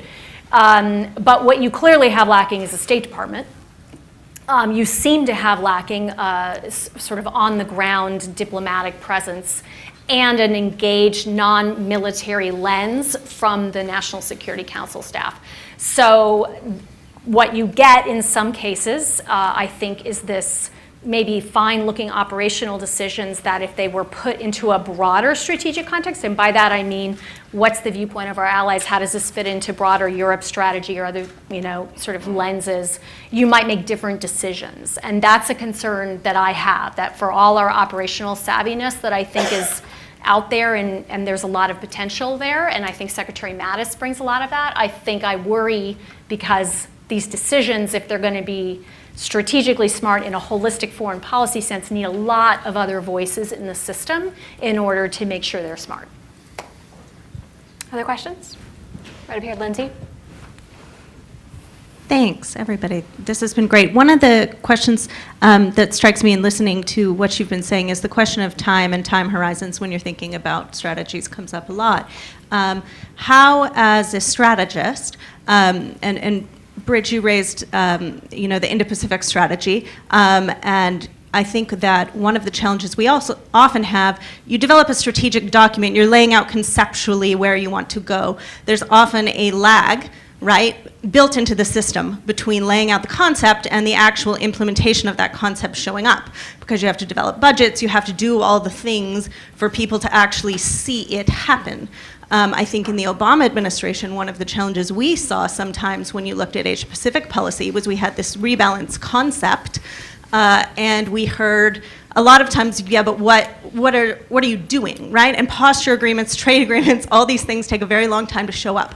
So how do you ensure, as you're thinking about implementation, that your strategy remains credible, that there's enough buy-in, right, when people may say, but when is the stuff actually appearing that goes along with this concept that you've laid out?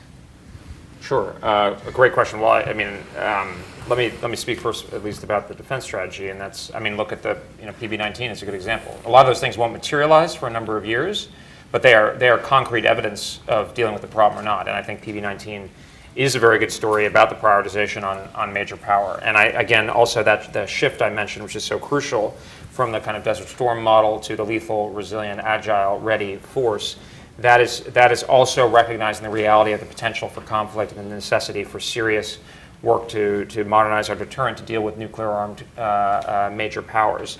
So, that's a very, very clear indication.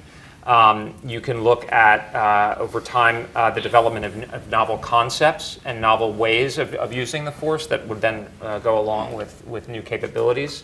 Of course, I think concrete posture agreements would be one thing, but I think, again, it's through the prism of preparing for a major power conflict in order to deter it. So you're unlikely to see huge new bases emerge, because those are exactly the things that the Chinese and the Russians have been working at holding at risk.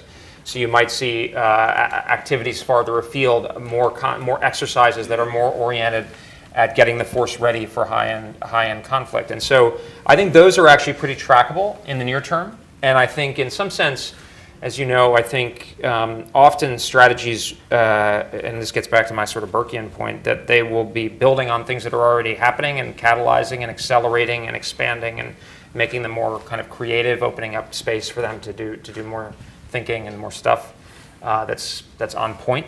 But I think the NDS, for instance, you should be able to see pretty concrete evidence in the next, certainly with PB19, but going forward, when 20 comes out, you should also be able to, and it should be a progressive story of that shift from that force, from the kind of Desert Storm, maximized for efficiency and permissive operations, to one that's ready to take a licking and keep on ticking, that doesn't have a glass jaw, et cetera. And then I think at the kind of national geopolitical level, it's a similar thing. What are we doing on our economic integrity, on the IP front? I think on the political front. I think one of the things that the NSS is saying, the president, that General McMaster and Nadi are saying in the national security strategy, is that we are deeply committed to the free and open order.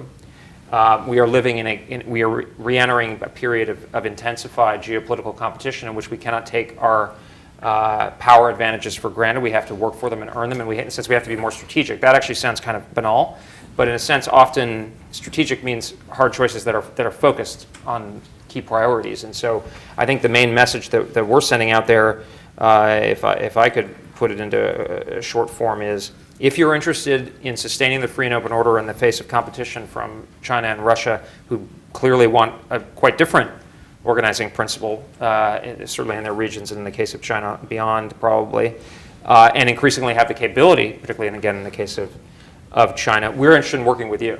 Now, exactly how we work together, this is not John Foster Dulles running around Asia creating CETO. This is, hey, what works, what's tailored, what's available, ranging from arms sales, ranging from political engagement, diplomatic engagement, economic activity. Everything's on the table, and we are not going to have a kind of Procrustean model that we might have tried to impose in 1997 or something like that when we were the unipolar kind of moment. But rather, that's the kind of message that we're getting out there, and I think that people are starting to understand that. Probably have time for one or two more questions. Right here. A reporter from Voice America. Both of the panelists just mentioned that the engagement policy with China for of the previous administration sort of failed. So I'm just wondering if this is the high time for the United States to end the engagement policy with China. Thank you. I mean, we're not ending engagement with China. I mean, to the contrary, that there's a high level of engagement with China. What I think we're saying is that there is a reality of competition, that we are essentially understanding how China is viewing the world and viewing us, and it has not moved in the direction that Bob Zoellick and others were hoping, were aspiring to, but rather is building up its own military powers, continuing to behave in ways on the economic front and others that evince a competitive and fundamentally different view of how the region and the world should be ordered. So we're kind of saying, okay, understood. We gave it a long run, but now we realize that we have to be competitive, and we're willing to work really with anybody, I mean, not within reason, who shares our vision of a free and open order, of an uncoerced Asia, of open interaction and so forth. And obviously people can differ on what exactly that means. But I think, in a sense, what we're saying is actually we are likely to have better engagement with China if they see that a less productive relationship with us is going to redound to their disfavor. That for too long we have sort of, and China has benefited from this, they've perpetuated the idea that if we have good relations, that things will go well. But rather, that's epiphenomenal. What they need to see is that their interests will actually suffer if they don't engage with us in a productive way and engage with countries in the region with whom we have shared interests. And I just want to add, I think as Bridget's answer just laid bare, some of this is highly semantic and over-politicized.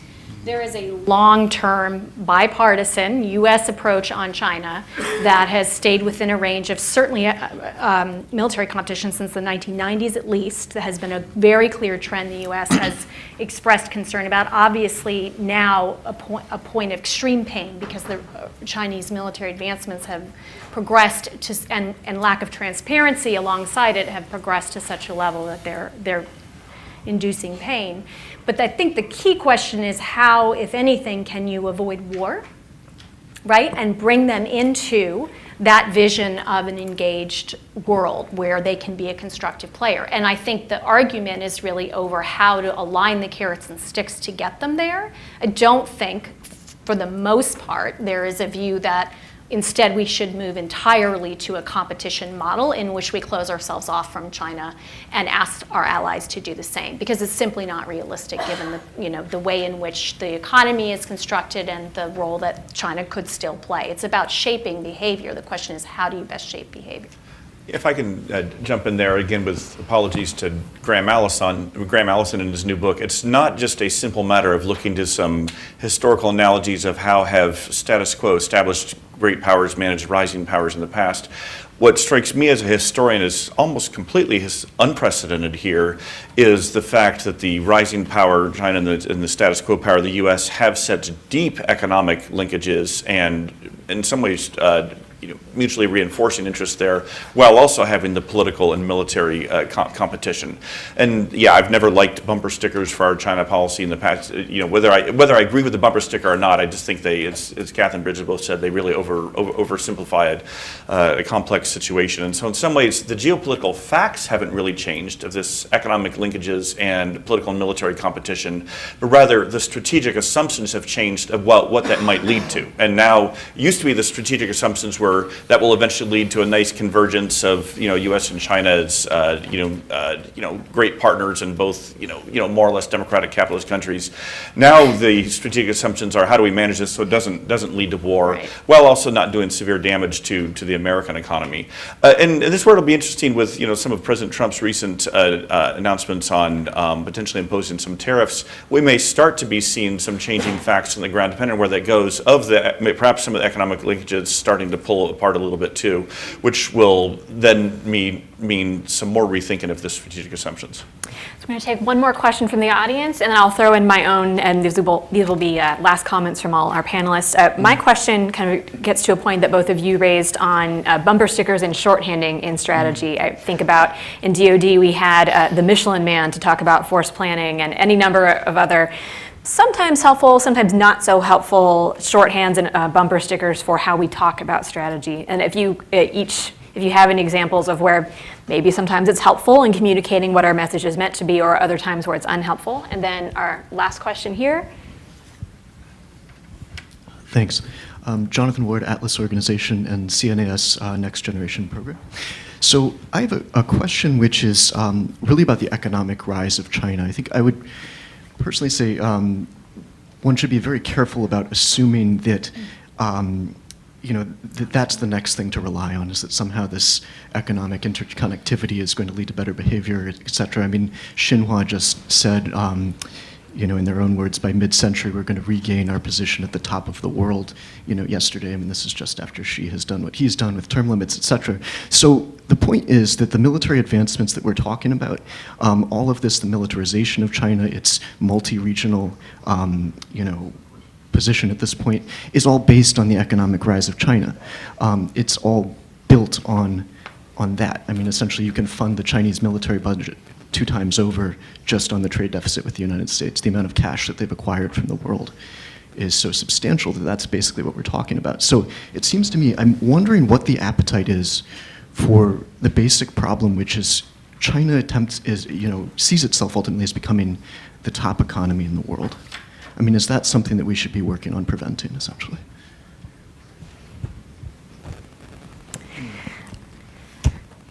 I don't know what that means to prevent it from. It's like such an odd frame for the question, I think, to a group of strategists, because I think, the question is, where do we want to see China go? What are the challenges to that? And and opportunities, where are there opportunities to shape that? And how do we get there? I think as American strategists, we always want the United States to have the largest, most capable, both military and economy in the world. So that precludes anyone else being the #1 economy. Chinese economic strength, if you will, in general terms, can be very helpful to the US economy, thus to our prosperity and our security. How do you think we fund our security, right? It's through our prosperity. And to building ties that could ameliorate conflicts leading into conflicts in the military domain. So without having to buy into all of democratic peace theory, I think there is a basic view generally held that to the extent that you can show mutual interest, you are less likely to go to pursue your conflicts through war. So yeah, I would greatly prefer not to have China be the #1 economy in the world. The question is, what are the tools that we ought to be using to shape that? And surely they involve, if you will, sticks, but carrots. And the carrots may be about them, they may be about others. TPP would have been a great example. In order to develop policies that bring us into a better position in the competition. Without trying to drive us toward the brink of war. I think that's where we don't have a positive vision today. I don't know what that vision is. If there is one, I welcome it. But I think right now what we know is we have a problem. What's good, that's the first step.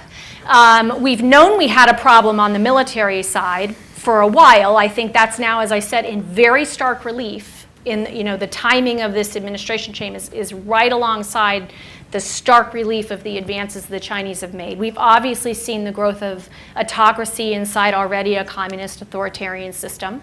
There are a lot of signs to worry about. And now the question is, how do you deal with that? That's the real challenge to the strategist. And it's not as simple as saying, yeah, I don't want it to be the #1 economy. Okay, well, what do I want and how do I get there? And I cannot imagine simply having a strategy of total negativity, if you will, is likely to lead to the best possible outcome. So I would say, obviously, the United States wants the people of China to flourish and to have greater prosperity. I think in some ways the legacy model was willing to put up with a lot of behavior that under normal circumstances and in a different kind of relationship we wouldn't have tolerated. I mean, state-owned enterprises, favoritism. I saw recently that I think they strengthened the hand of the Communist Party at least in state-owned enterprises. I think the fundamental dynamic is here. I would differ with Kath. I think there is a quite marked shift. That obviously there was people like Deputy Secretary of Work and so forth who deserve a lot of credit for being early on this problem. But there was a lack of clarity, and there was a significant ambiguity about the nature of a relationship. And I think what the NSS is really saying, and then other kind of strategic guidance of the government is quite coherent on this point, is that we are in a competitive relationship now. Obviously, we have significant elements of mutual interest, but again, the theory that I think that we're most likely to get better Chinese behavior over time, particularly as they get stronger, and as we see the indications of a more assertive Chinese policy, which we've already seen them go through things that used to be taboo, like overseas basing and so forth, that we need to present them with the right incentive structure, that we no longer are sort of hoping that kid gloves will yield fundamental changes. We've seen that that's not how they're going to react. And so I think it's a very clear, coherent approach, and I think everybody in the region and elsewhere, it's something that we can communicate very easily. If you're in the Western Pacific or the Indo-Pacific or the Indian Ocean area, if you're in Europe, if you're in Africa, the United States is saying we are in a competitive relationship. That's a costly signal. That's not easy to walk back from. That's the military domain, it's the economic domain, it's the political domain. So we are going to stand strong. So those of you who are worried about whether you could stick your neck out a little bit as the Chinese get more assertive, you can. We will work with you through however it works across the dynamic. And again, there's that prioritization saying the relationship is competitive, it's not confrontational. The purpose is to sustain free and open order without war. It can't just be de-escalation only. There has to be an element of strong deterrent across the picture. And I think that's the message that we in Washington are sending out, and I think people are really receiving. Did you want to comment on the bumper sticker question? Okay, I'll go and take that. I agree with just about everything my colleague said on the China economic question. So even though, as the guy who earlier was somewhat disparaging of bumper sticker concepts, now let me defend bumper sticker concepts. Like, I'm a professor now. We're free to contradict ourselves all the time, right? It comes with the territory. So, the archetype for this is containment. And looking back, I think the real genius of containment came in two ways.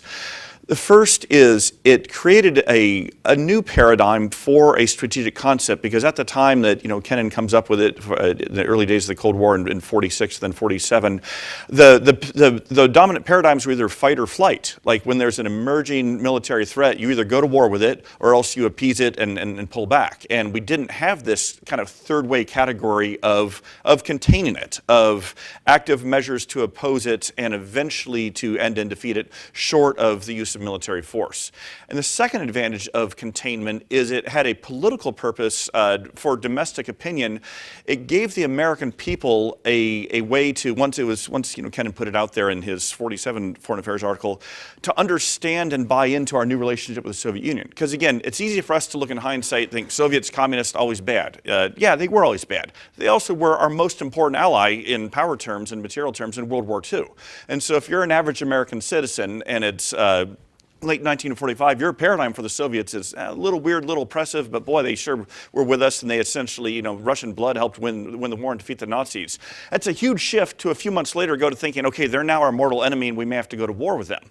And so containment also had that domestic political purpose of giving the American people a new way to think about what is our relationship towards this hostile power, short of actually having to go to war.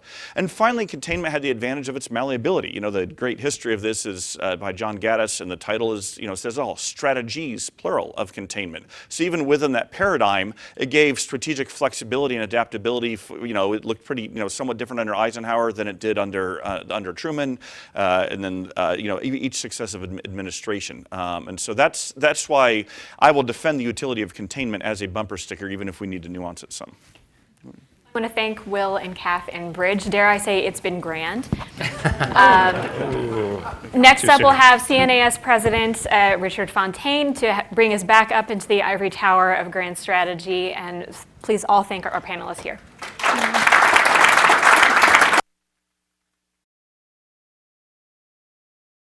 Side of things, having had Bob talk about his kind of diagnosis of what's happening around the world and his view of America's response, and then talking about how you implement these strategies once devised. We're going to talk about fundamentally what these strategies should look like and what the American approach to the world should be. It's the kind of discussion that a few years ago, I think, would be more academically interesting than it is today. Today, there's really some, concrete implications about all of this. I mean, in my view, the boundaries of the debate over what America's role in the world should be are as wide as they've been, at least since the end of the Cold War, as we try to determine, the kinds of prioritizations of the various threats we face in the world, the mission of the United States, or if there should be a mission beyond security and economics and so forth. So to discuss these things in this final discussion, we have three folks who don't need a huge introduction, so I will give them a short one. To my immediate left is Will Ruger. He's Vice President for Research and Policy at the Charles Koch Institute and Vice President for Research at the Charles Koch Foundation. He previously taught at Texas State University in the LBJ School of Public Affairs at UT Austin. He is an officer in the U.S. Navy Reserve and a veteran of the Afghanistan War. Toria Newland is, of course, CEO of the Center for New American Security and former Assistant Secretary of State for Europe, Ambassador to NATO, and Deputy National Security Advisor to the Vice President, among other government positions. And quite relevantly, she teaches at Yale University's Grand Strategy program. And then to the far left, maybe not politically, but just sort of geographically here, is Hal Brands, who is the Henry Kissinger Professor of Global Affairs at Johns Hopkins SAIS. Hal is the author most recently of American Grand Strategy in the Age of Trump, which came out this year. And he's written or edited a number of books on other issues related to grand strategy. He also served in government as Special Assistant to the Secretary of Defense for Strategic Planning. So a lot of expertise and a variety of perspectives here on the stage. So Hal, maybe I can start with you, given your historical writing and work on this. How has American grand strategy, as it's been thus far, changed since 9/11, and maybe even a little bit more since the end of the Cold War? What are the kind of elements of continuity here, and what's new? I think the short answer is that it's changed at both of these inflection points less than you might think. And so I actually don't think that the sort of first order judgments about what the United States is trying to accomplish in the world and what the main pillars of our engagement in the world have changed a whole lot since the late 1940s. And I think after World War II, American policymakers made the decision that they were no longer going to define American security and prosperity in narrow terms. They were going to define it in terms of fostering a broader international order in which we would be secure and prosperous by helping like-minded countries become secure and prosperous.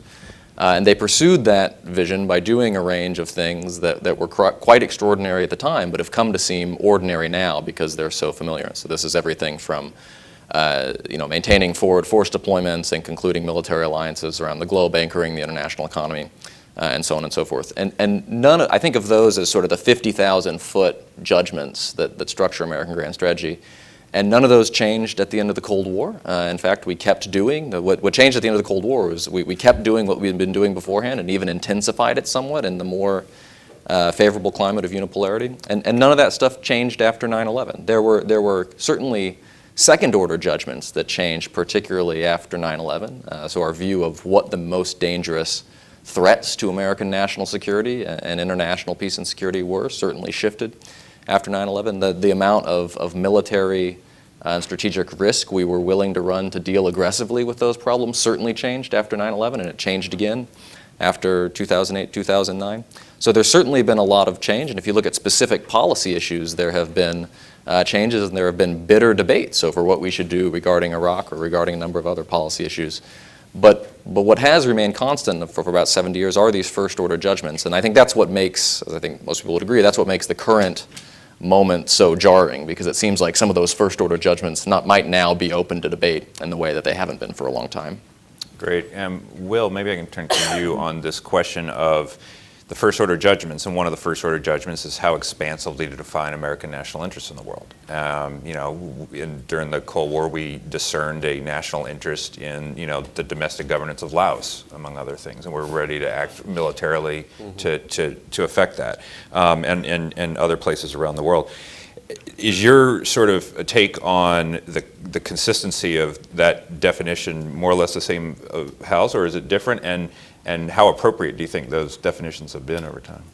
Yeah, I think Hal is right. There's been more continuity than discontinuity in these periods. I guess what I would say is that what's changed is the nature of the threat environment. So during the Cold War, of course, particularly in the early Cold War, this was a necessary response to meet America's national interests, even narrowly defined, in the face of the Soviet threat. I think the problem for American grand strategy in many ways is that the nature of the threat environment changed, and yet our policies didn't, our approach to the world didn't. And I think that was where we made a big mistake. There was a real chance after the end of the Cold War to rethink what the United States needed to do in a much more dramatic way that still met our security, the conditions for our economic prosperity, and the nature of our regime. All right, Toria. So how about that? So is the threat environment so different today that it should merit this kind of shift, or a dramatic shift in the kind of global profile that we have, or is it just a different character of things, and these calculations about the degree of American activity and resource expenditure in the world should, continue on in this rather expansive way that they've been? Well, I actually think we're back to the future. So picking up on what both colleagues have said, I was gratified to hear Bridge Colby in the last session say that the underlying principle of U.S. grand strategy in the Trump administration remains defense of a free and open order and advancement of that. But as Will has said, the rationale for that, the enemy against that, the great push that had to be resisted during the Cold War was obvious, was well defined. You could justify almost any military political action as part of that great competition. When the Cold War ends, the great assumption is that we will be able to integrate an increasingly democratic, increasingly European Russia into our European security system, that they'll be happy to have the NATO-Russia Council where they've got an equal vote with Germany around the table and we'll all solve problems together. In the China context, as Bob made so clear this morning, the great assumption was that prosperity and a growing middle class would also lead to greater responsible stakeholdership and an integrated China, both militarily and economically, into the system that we had made.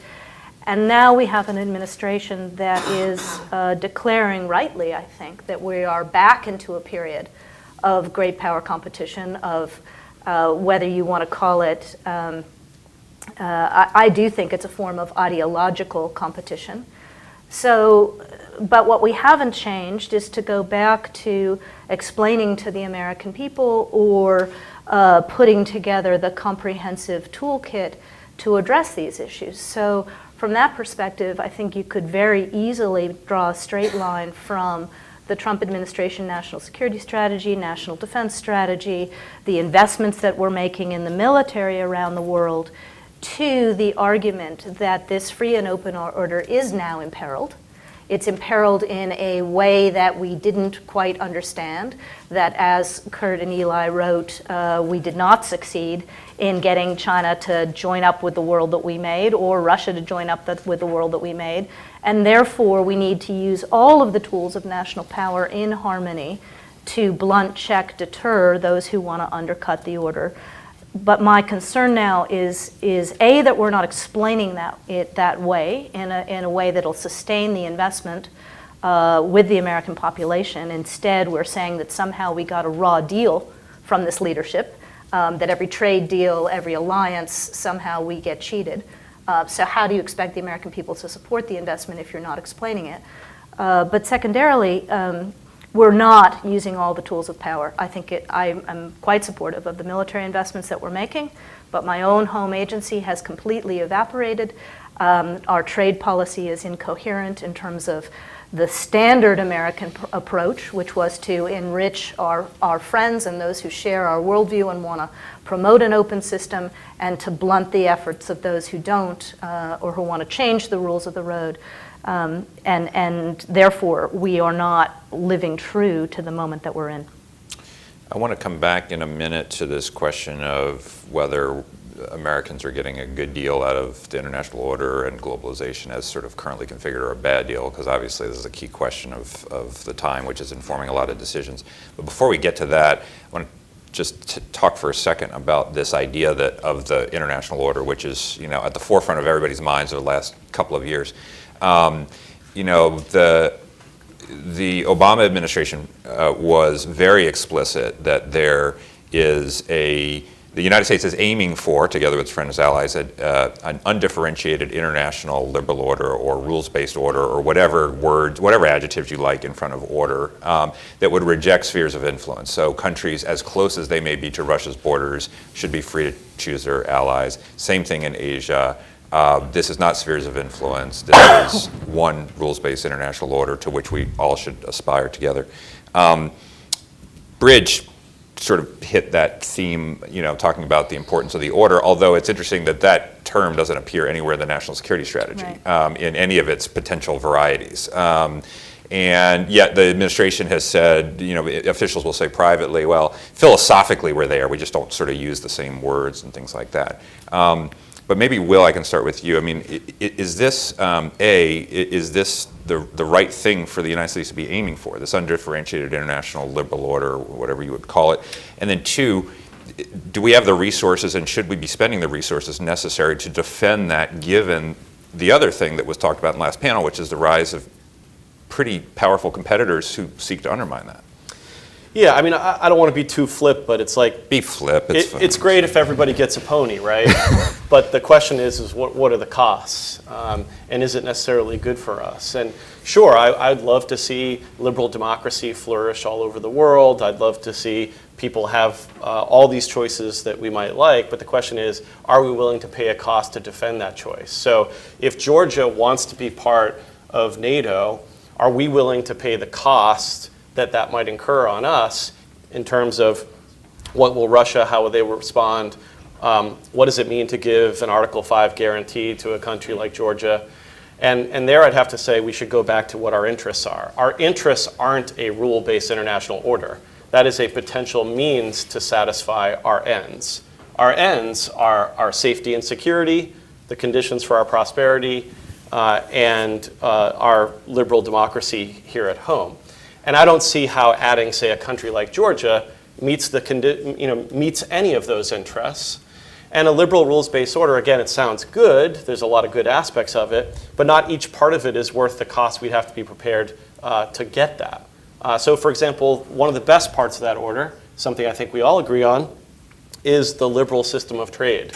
that is, I think, being undermined by some of the rhetoric we're hearing in Washington and even some of their actions. That's something that the cost of engaging in trade, it's a positive sum, right? This is something that we could simply agree to have more free trade, to work with things like the TPP we mentioned earlier.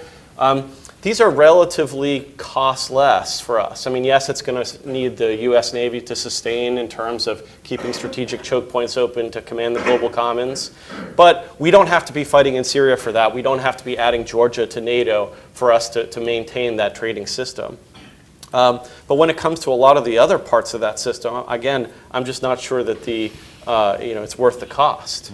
And again, I think you always have to be focused back on what our interests are.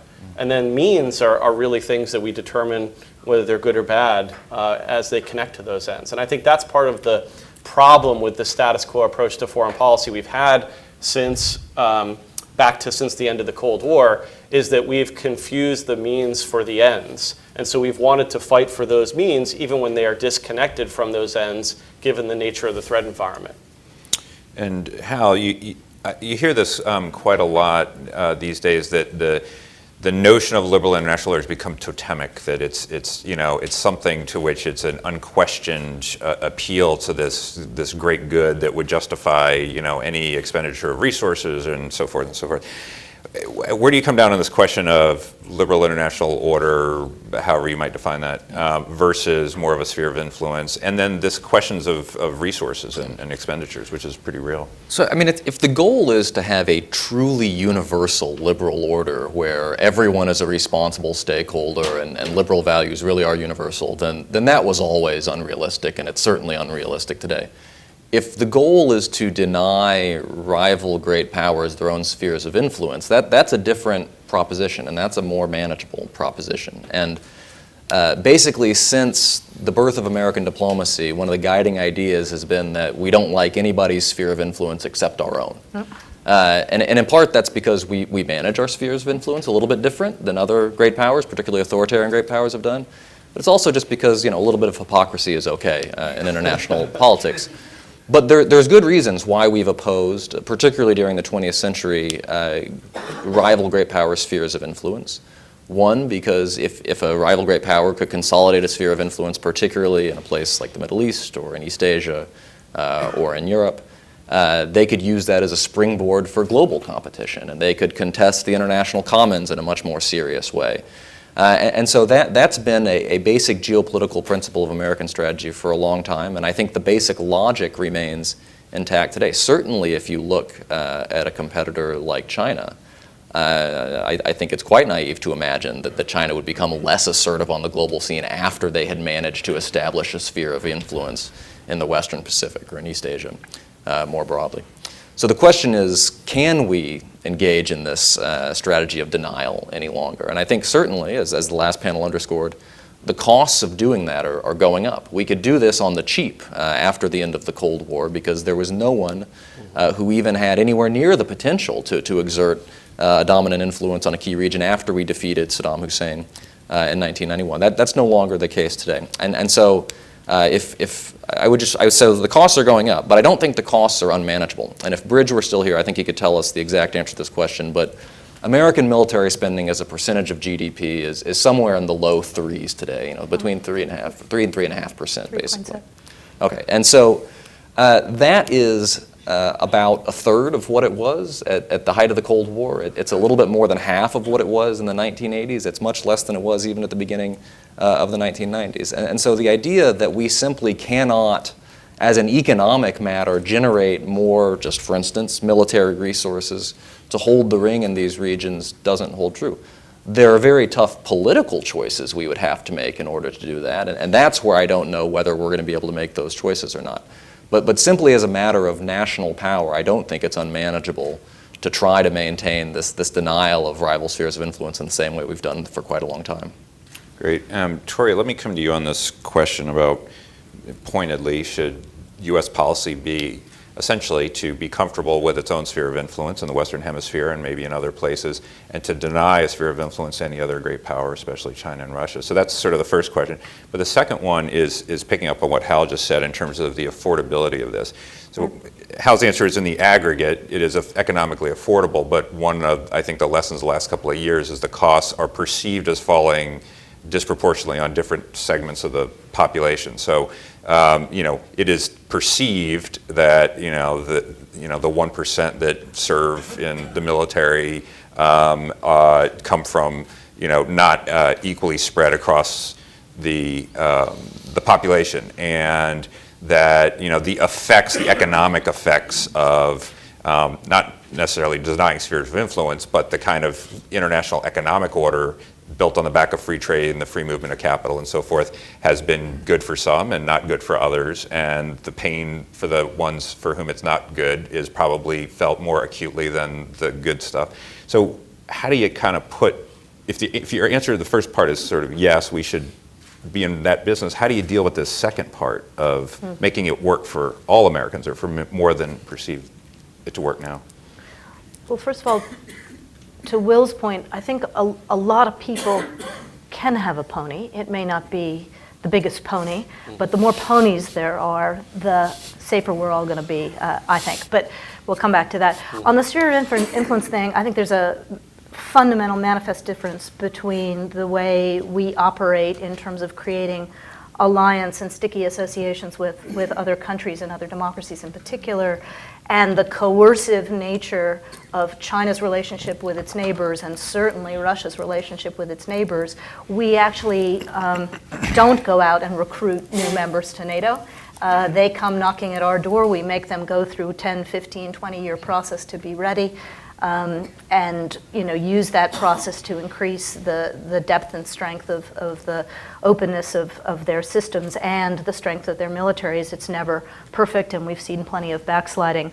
But on the Georgia point, I don't think Georgia's been knocking at the door for a long time, and the United States has not been saying yes for reasons of readiness and all the things that Will lays out. But from that perspective, I actually think we are currently spending the money militarily.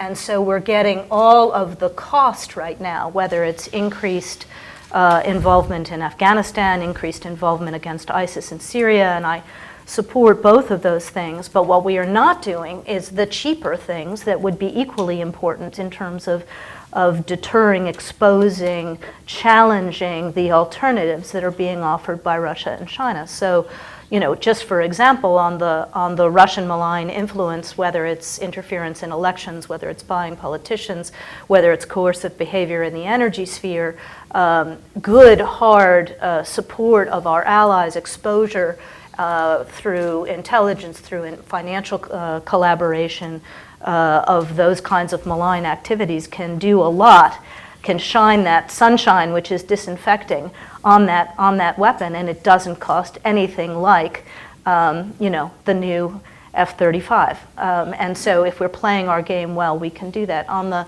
China side, there are lots of countries who are either existing allies of the United States or friends of the United States who would like to take Chinese investment, but they want to do it smart, and they don't have the kind of mentoring and support and understanding of how you can create review processes like our CFIUS process to ensure that you can channel Chinese investment in a way that is good for your economy and blunt the ability to coerce, the ability to force default, force ownership of strategic assets, that you can protect your labor force, et cetera. But we need to be out there playing on that financial, diplomatic, political field to channel this energy, and that's where I don't see us involved right now. So that also takes you to the conversation that has to be had with the American people. I think we made a mistake both in the trade agreement that I was involved with, the TTIP with the Europeans, and with TPP, not going out and consulting more aggressively with states, with industry, to figure out how we could ensure economic growth, we can ensure better support for our own export base. But at the same time, you have to tie it to the kinds of investments we need in next generation economy that's going to be able to compete. I mean, we are still the most innovative, we are still the best at retraining, all those kinds of things. We shouldn't be afraid of losing certain kinds of jobs as long as we're working hard to gain other kinds of jobs, but it requires not demonizing the world out there, but giving the American people confidence that we are still the best, that we can still compete, go back to a Reagan-style form of optimism rather than a defeatism. Hal, let me go to you, and then I want to go to Will on this question that Toria's addressing here at the end. I mean, to simplify a bit, you have more or less a foreign policy establishment that believes that the international order is good for America, good for Americans, and therefore worthy of defense, and including the expenditures necessary to do that. You have a president who believes the international order has been in many ways bad for America and bad for Americans, and is worthy of significant modification on trade issues, on alliances and burden sharing, all these other kinds of things. So one, who's right, but also to the extent to which we're trying to mobilize or draw on the political support and therefore the economic and other forms of support of the American people, from a historical perspective, especially Hal, and then to Will, I mean, does articulating the positive view of all the possibilities in the world work to mobilize Americans? Because during the Cold War, it wasn't, that we could seize all these opportunities. It was the commies who were going to come get us, and after 9/11, it was the terrorists who were going to come get us, and that was a real motivator to spend and do things. So how much is this sort of positive case of all the possibilities in the world and Americans' engagement? How does that do it? I mean, I think historically, if you look, it's generally been a mix of positive and negative stimuli. And so certainly, the Marshall Plan appealed to Americans because it was a noble endeavor to help rebuild Europe and save people from starving. It also appealed to them because they were scared as heck of whether the Soviets would simply sort of walk into power in Western Europe via democratic means if communist parties were elected. And of course, the final Marshall Plan appropriation didn't come until early 1948, after the coup in Czechoslovakia sort of put an exclamation point on a lot of this. The United States intervened in Vietnam in part to block the spread of communist influence in Southeast Asia, and in part because it sort of fit with the longer line of American efforts to sort of improve and uplift developing parts of the world. So there's always been a mix of these things, and you can see them after 9/11. As well. I think, the really interesting question today, and I phrase it like that because I don't actually have the answer to it, is certainly, as you pointed out in your comment, the elite consensus still exists mostly. The question is whether Trump, who bucks the elite consensus, is an aberration, or whether he is reflective of a deeper popular dissatisfaction or apathy. And the reason I don't know what the answer to this is that I think there's actually two hypotheses that each have a significant amount of supporting evidence. And so one is that Trump is simply an aberration because he did not win the popular vote. He might well have lost the electoral vote if not for a few late-breaking developments to a candidate who was basically a card-carrying member of the foreign policy establishment. And if you look at the public opinion polling, Americans still like all the things they've traditionally liked. They still like alliances. They still like free trade, at least in principle. They still like having the world's most powerful military. And so you could look at all this and say Donald Trump is not reflective of where the American people are on foreign policy. At the same time, Donald Trump is the president. And what that indicates is that even if Americans didn't necessarily vote for his foreign policy, which I don't think they did, they didn't think that his views were disqualifying in the way that they might have 25 or 40 or 50 years ago. And I think there are a variety of reasons where you can sort of plausibly argue that someone like Trump's views are becoming more acceptable. In part, it just has to do with the fact that the end of the Cold War did deprive us of this single, easily identifiable enemy around which we had organized our efforts for a long time. In part, it has to do with the fact that globalization, and particularly the entry of China into the WTO, has exerted pressure on American manufacturing in some ways, even though I think that's sometimes overblown. And so it's really not clear which of these hypotheses is more adequately supported by the data at that point. But I think it will become clear over the next 4 to 8 years, and that's certainly what I'm going to be watching. Will, can I turn to you for thoughts on this? Yeah. Sorry, Will. I think it's certainly the case that Trump has kind of knocked over some of the China himself. But I think it's really, we would mistake the cause for really, in many ways, confuse the result for the cause. Americans I think, are looking at the last 15 to 25 years and going, is this really worth it? Is it working? I mean, Americans are pretty pragmatic. They look at Iraq, they look at Libya, they look at Yemen now. They look even back to Afghanistan, and even though the original invasion of Afghanistan and defeating the Taliban government and then attriting al-Qaeda was successful, they look at the last 16 years and say, what is this nation-building project? What is government in a box and Hellman doing to meet our needs, particularly when government isn't being sent in a box to Detroit? Not that that would necessarily be the right solution, but they're looking at that and saying, is this actually working for us? And I think what was really interesting to me, probably the defining moment of the, well, there are so many defining moments of the campaign, right? But in a less egregiously nasty way, but was in South Carolina when Trump went to a Republican state, a deep red state with a big military tradition, military bases, and he said Iraq was a mistake, George W. Bush was responsible for all these problems, and he lived to tell about it. And I think that expresses what Hal was saying, is that there is a kind of new sense of debates being much more broadly acceptable, even within, say, the Republican Party, that weren't available to Republican candidates in the past. And I think that's important because that opens the door for a much wider debate. Now, I do want to touch briefly on this question of the positive and the negative. I mean, if we look back to the Cold War, and we note this kind of fear of communism and really trying to ratchet up the sense of threat so that we would do the right thing and get America's support for it. I think sometimes what happens, though, since is that we ratchet up the threat. We engage in threat inflation for things that aren't really necessary for our safety. You look at, after the end of the Cold War, you had the rogue state doctrine. And it's not to say I support rogue states. I certainly don't. It's not to say these are great places. They certainly aren't. But not all these rogue states necessitated in the 1990s the kind of American involvement. I mean, you have to do triage. Which ones are potential threats, which ones not so much, and which ones really don't matter. And I think that's what responsible statesmanship does, is do that triage. And at the same time, doesn't inflate these things.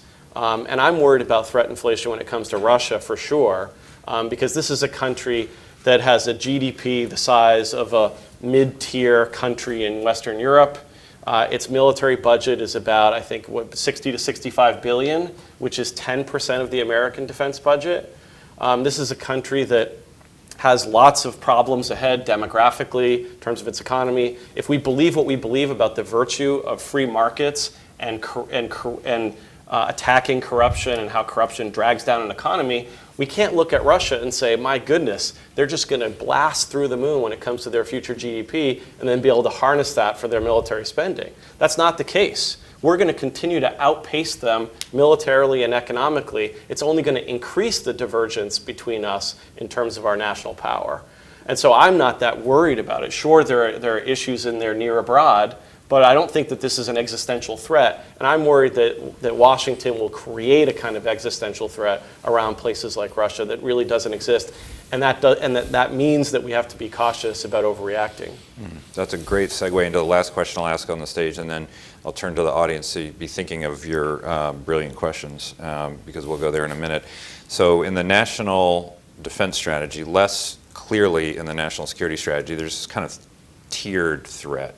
And it's pretty new. I mean, saying explicitly, terrorism is not the number one challenge to the United States anymore. It's the return of great power competition, which means specifically Russia and specifically China, and we got to worry about that. And then the second is sort of these rogue states, Iran, North Korea, and then you've got terrorism in failed states and fragile environments and all these other kinds of things that we might want to do or that we might be challenged with. What do you make of this? Of this sort of tiered list? I would maybe, Will, we can start with you. Is it accurate to assume that you wouldn't put Russia, at least, or Russia and China at the top versus our other things, or maybe explain your? I mean, I think it's it's the right thing to do to think about tiering up. What are the bigger threats on the horizon? What are the ones that if maybe we'll deal with it if we can get the first things right, and then the ones that we should simply ignore. That's smart, but we also want to make sure that we don't create self-fulfilling prophecies when it comes to China, and then with Russia that we don't engage in threat inflation that really doesn't help us in terms of talking to the American people about what we really need to do, but also I think talking to ourselves about that, right? If we create this notion that Russia is this big bear, it's just like the Cold War, it's going to be a return to the Cold War, then that's going to mean that we're going to take chances, or we're going to do things that could actually undermine our ability to deal with the ones that are really at the top of the list. So what would be your order? Well, I actually agree with what Admiral Mike Mullen said when he said that the biggest national security threat was our debt and deficits, because I think that our economic power ultimately is the foundation for our future military power, as well as being good in and of itself. And therefore, we have to be careful about undermining that through military expenditures now that aren't necessitated by the threat environment. So I think our military spending is irresponsible at the level it is right now, particularly with the $20 trillion debt. And I know that it's a common mantra in Washington to talk about it's only a certain percentage of GDP, but I don't think that's the way you do strategy. I mean, you look at the world, what are our threats, what are our interests, and what are the means we need, and then you build the forces. You don't say, what's a certain percentage of GDP? You heard this 4% for freedom argument happening. I mean, to me, it was like, well, is that applicable any time through history? So in 1850, in 1890, in 1920, and today we should spend 4% because that's the right number? I mean, and I know Hal's not saying that. He's too smart to say that. And he's right that we could sustain 3.8% in a certain way if we could get domestic spending under control, let's say. But we know the actual politics of defense budgeting, especially in a world that's essentially a 50-50 scrum politically, that you're going to have to increase spending on the domestic agenda, and you're going to spend on the military, and at the same time, you're not going to touch entitlements. And so if you have discretionary domestic spending, discretionary military spending, and no cuts to entitlements, you get massive blowout deficits that lead to debt. And I think that's ultimately a bad thing for us. I'll note that the comment of citing Admiral Mullen's admonition about the national debt happened before Admiral Mullen walked into the room just a minute ago. So if at any point Admiral, you want to make a comment or a question, we'll go to you, although it's already been raised before you even walked in. Tori, let me go to you on this question of the tiered nature of these threats and how you would rack and stack these kinds of challenges. I agree with Will that Russia is playing a relatively weak hand very strongly, and that it is not, in terms of the way we need to array ourselves over the long term, the same kind of challenge that China poses, and even that some of the regional bad actors, Iran, North Korea, pose. But the problem is that we are not playing our response hand at all. And therefore, we're not doing it in terms of forcing, through the right kind of policies, responses, a real conversation about their violation of arms control treaties. We are not using our own, if we have to, if they won't come to the table, weapon systems to challenge what they're doing. As we talked about at the beginning, we're not strengthening and supporting either our own internal system to harden it against their machinations and ability to manipulate the U.S. political conversation or the election. And across Europe, our allies are in much more difficult coalition governments as a direct result of Russia's work with fringe parties to raise their vote bloc. These are not easy, but relatively manageable things to address, and not expensive things to address if we would just do it in a comprehensive manner. On the China front, I think it's a much longer, more difficult game, and partly because of the assumptions that we had that a more rich China would be a more globally responsible China. We have to reorient the way we think about this, including being a lot clearer in the way we talk to the Chinese people and talk to others about the dangers of a system where state surveillance of the individual is becoming so pervasive that there are no individual rights, there is no even set of economic rights are going to be undercut by the way the Big Brother state, as Bob said, is developing. And that is a set of issues that we could take on frontally in terms of whether humans really want to live that way, that plus President for Life, Xi, without increased expenditure of the level that we're doing. On the military side, in terms of the ungoverned spaces, I do think we should give ourselves some credit over the last 10 years for doing a better job of isolating the terror threats that emanate from ungoverned spaces and getting ahead of it, whether it's in Somalia, whether it is the move quickly on Raqqa before it could grow, whether, as difficult as it is to stabilize and get ourselves out of Afghanistan, we've managed to isolate that threat. But that requires a certain degree of continued rigor, but it doesn't have to be the bugbear that it used to be. So I would say largely the tiering is right, with the exception of Russia not being a military threat so much as a asymmetric and political threat. So I say, I basically agree. I think I have very little to quarrel with in the way that the threats are tiered in the NDS in particular. And I take certainly Will's point about Russia being in a different league in a power political sense than China. But I actually think that's reflected in U.S. defense strategy, where Europe is still being treated as an economy of force from a defense perspective. And the stuff that we're doing there actually isn't particularly expensive, even though I think it's quite valuable if you look at things like ERI, now called European Deterrence Initiative, and so on and so forth. But there are two big problems, or two big challenges, I think. And by the way, I would say here that the NDS from 2018 is actually not dramatically different from the Defense Strategic Guidance of 2012. Russia has a very different role in this one than that one, but that one was also about reorienting to think about great power competition, although it didn't use that term, and downgrading the role of particularly counterinsurgency and stability operations in the Middle East. And this relates to the first challenge, which is that it's right and it's good to put these priorities down on paper, but the challenge is always, how do you maintain discipline in terms of how you're prioritizing these challenges when a lot of the political incentives cut the other way? And I think the political incentive to do more on terrorism in particular relative to other national security priorities is always strong. It's particularly strong with this president, who made terrorism really the central plank of his national security program when he was campaigning for office and since he's been in office. So that's one. And the second one is that I think the NDS is correct and the NSS is correct to be looking in the vein of more competitive strategies toward great power rivals.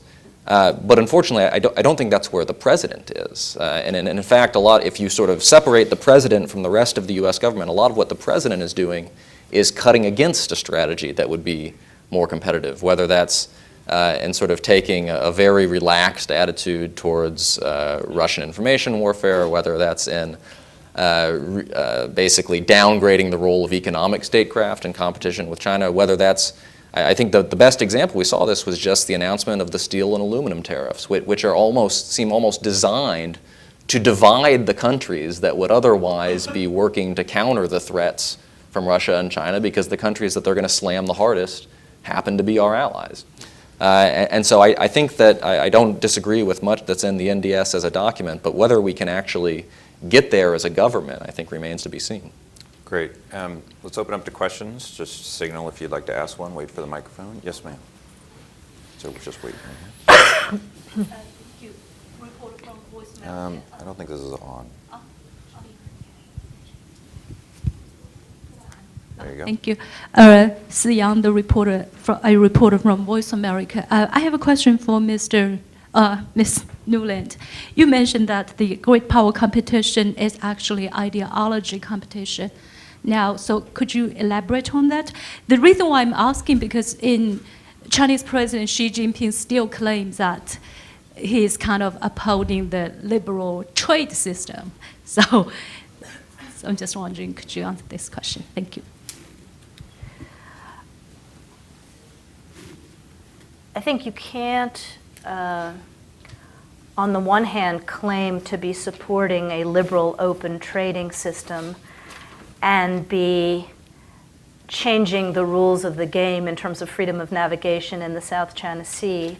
I think you can't claim to be supporting a free and open trade system and cutting coercive economic deals with neighbors and partners along the Belt and Road that ultimately are not win-wins for both sides, but result in strategic assets being owned by a foreign government. So, you know, one of the great strengths of both the Chinese system and the Russian system right now is they say X and do Y. So I think the question for us is, as the national security strategy does, to call it as we see it. And I think they are threatened by an open, free political systems. They're threatened by open and free economic systems, and they are actively trying to change the rules of the road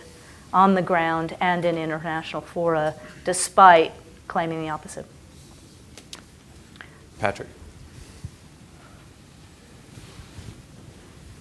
Patrick Cronin from CNAS. Thank you very much. What a great panel discussion. I know you have different views of grand strategy. It's been implicit in everything you've said. But putting that aside and accepting at least the current administration's national security strategy as that hierarchy, that looking at strategic competition, particularly with China, and trying to achieve a free and open international order, or non-international order, at least Indo-Pacific, that is in the documents of the administration. I think all of you have hit upon the fact that the United States right now does not have competent means to pursue. So we've heard the military is being overinvested, so we're hurting our economics. That's a reasonable argument. We know we don't have the diplomatic political sort of institutions right now to pursue a gray zone competition and a broad competition with major powers. And we're also wondering, what is that geoeconomic strategy that we've replaced the TPP with? You know, where is it when we're going in the other direction? So how would you advise any administration right now, regardless of exactly how they define that grand strategy, which may be beyond anybody's ilk in this world, how do we rebuild those institutions, the economic strategy, the sort of diplomatic political strategy, and even in the military, what is enough there? We've heard, I think, sea lines of communication perhaps, but what else is necessary to go back to Bridge sort of Colby's idea that we do need a strong deterrent, but we can argue over how much that requires. Thank you. Well, I'll just take one part of that, and that would be institutional. Use some of the great aspects of our constitutional order, namely separation of powers. Article 1, Congress can Congress can really try to use its weight on these policy questions because the president doesn't exist in a vacuum, particularly on trade. I think that would be really important for a pro-free trade Congress to try to moderate some of the impulses coming from particular parts of 1600. And I think that'd be valuable, particularly because I think the case is very strong. And this is one instance in which I think that there is an establishment consensus that is worth trying to sell to the American people, and Congress should try to do that. Victoria? I would agree with that entirely, and I think we do see the Congress understanding that it has to play its constitutional role, whether it's in enforcing sanctions ahead of the president, whether it's moving on certain kinds of defense investments, et cetera. I think, fundamentally, if you've declared both Russia and China the top of the heap in terms of competition and challenge, then you need a comprehensive whole of government, then force multiplied with allies strategy towards Russia and towards China. Those strategies are going to be different. But in the Russia case, you want to deny, remove, expose the weapon of gray zone manipulation, whether it's dirty money, whether it's dirty politics, whether it's manipulation of public opinion or false flag NGOs, energy strategy, and you want to do that comprehensively while getting back to the question of hardcore strategic stability conversations and offering what Russia needs most now, which is economic openness to the West as the carrot for before Putin's great gas station bankrupts his own country from under him. So I think you could have a comprehensive strategy if you used all the tools of American power and if you lived the documents that you've just put out, but it would require presidential leadership. Similarly on China, you could sketch exactly the same, where there are carrots and sticks associated with more responsible economic behavior, where you're working with allies and partners, as I said earlier, to channel Belt Road into a win-win direction and to blunt the ability to use it coercively, and where you can maintain vigilance and standoff and more flexibility in your response to Chinese military encroachments on friends in the region. So I'll just pick up on something that Will said, and sort of, I guess it's an irony of the current age that somebody like me, who has long been a big supporter of executive power, I now find myself a big fan of congressional government. Yeah, exactly. But I would just say that I think and I agree with everything that Will said on this, but the trick, I guess, is that there are certain issues where Congress is much better able to act effectively in the current context than others. And so we've seen, Congress has been able to prevent the worst of some of the proposed budget cuts from hitting the State Department, which is good. They've been able to act on Russia sanctions and really to tie the administration's hands. They've even been able to pick up a little bit of the burden of alliance management, simply by sort of stepping into the void in some cases, or flat out contradicting the president when the president does something that could be damaging to American alliances. I mean, it seems like it was a long time ago, but I think it was back in January or early February when Trump had that horrible phone call with Malcolm Turnbull. The first person to sort of leap into the breach after that was John McCain, and to sort of reaffirm the American alliance. But nonetheless, and I think this is too bad because this is one of the issues where we're doing real damage, it's much harder for Congress to act on trade, to counteract what may be seen as counterproductive presidential policies. And there are people who know far more about this than I do, but my understanding is that if you wanted to either block steel aluminum tariffs or more broadly to wrest back the trade authority that Congress has essentially delegated to the president over the past half century, you would need veto-proof majorities in order to do that. And trade is a divisive enough issue. It's not like Russia. Trade is a divisive enough issue that it might be hard to get to 67 votes in the Senate or to a two-thirds majority in the House, even in the current context. And so I'm optimistic about the prospects for congressional leadership on some of these issues and less so on others. Great. Other questions? Yes, sir. Yeah, Ken Meyercourt again, a question for Mr. Ruger. Do you believe there's a faction within the foreign policy establishment that has a long-range plan for achieving U.S. global hegemony? So it's funny you asked that question because I was sort of asked that question in a symposium that the National Interest magazine did on is there a deep state? And so I take your question to be, is there kind of a deep state that's affecting or causing American foreign policy? And my answer to that is no. What you have instead is a set of shared mindsets within the foreign policy establishment. And that includes the civilian decision makers who are elected or appointed. And this is something that Steve Krasner, a political scientist, and Bob Art, my mentor, made this case 50 years ago, that essentially the president has a lot of levers that he can pull on. He can get a lot of information from different parts of the bureaucracy. He can decide who whispers in his ear.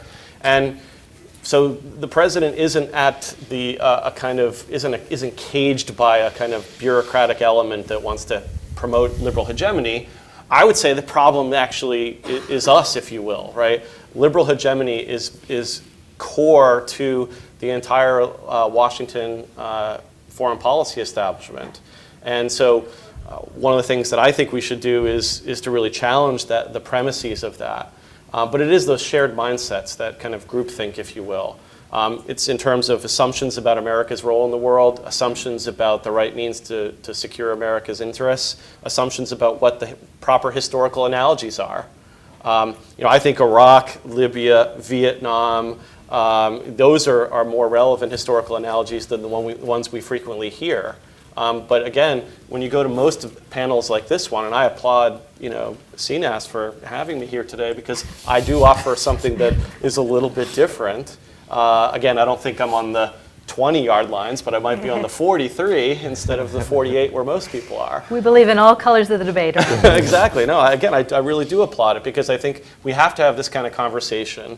And I'm a good old-fashioned liberal in the Millian sense, which even if I'm wrong, it's going to make our foreign policy better, because they'd have to confront some of these different arguments.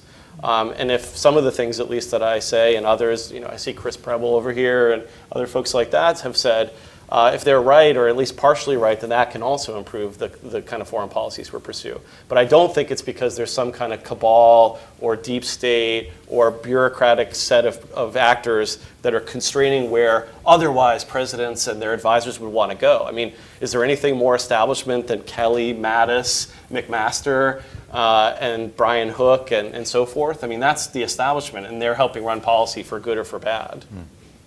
We have time for one more question. Yes, sir, right here. Is it safe to conclude that since we haven't included fixing the entitlements problem, it's impossible to have a grand strategy? So that's to Will. Yeah, I don't want to. Do we need to fix entitlements to be able to afford any grand strategy? If anyone wants picked up on that, and then I might ask one last question that's more specific. I think you can have a grand strategy. It's whether you can actually afford it, and it's going to undermine your future ability to make choices, right? Because at a certain point, there's no free lunch, and the bill is going to come due. The question is, how long is that going to last? Are we going to be able to grow our way out of some of those problems? Are we going to do better than the rest, which is relevant for whether people will buy your debt? So I think, I don't think the sky is going to fall tomorrow, but I think that's why we should take actions now. And again, my issue with grand strategy is I think that restraint would be called for in our grand strategy, whether we were in times of plenty or in times of needing austerity, because it's the right thing to do based on what our ends are and what the threat environment is. I just think that the United States is in a position to pursue a much more prudent, realist approach, because we don't need Georgia for our safety or our economic prosperity. We don't need to be fighting these wars of choice like Iraq, like Libya, in order for us to be safe. We should be looking at as Calvin Coolidge said, not the 10 problems coming down the road at us, because 9 of them will be in the ditch, but the one we really need to focus on.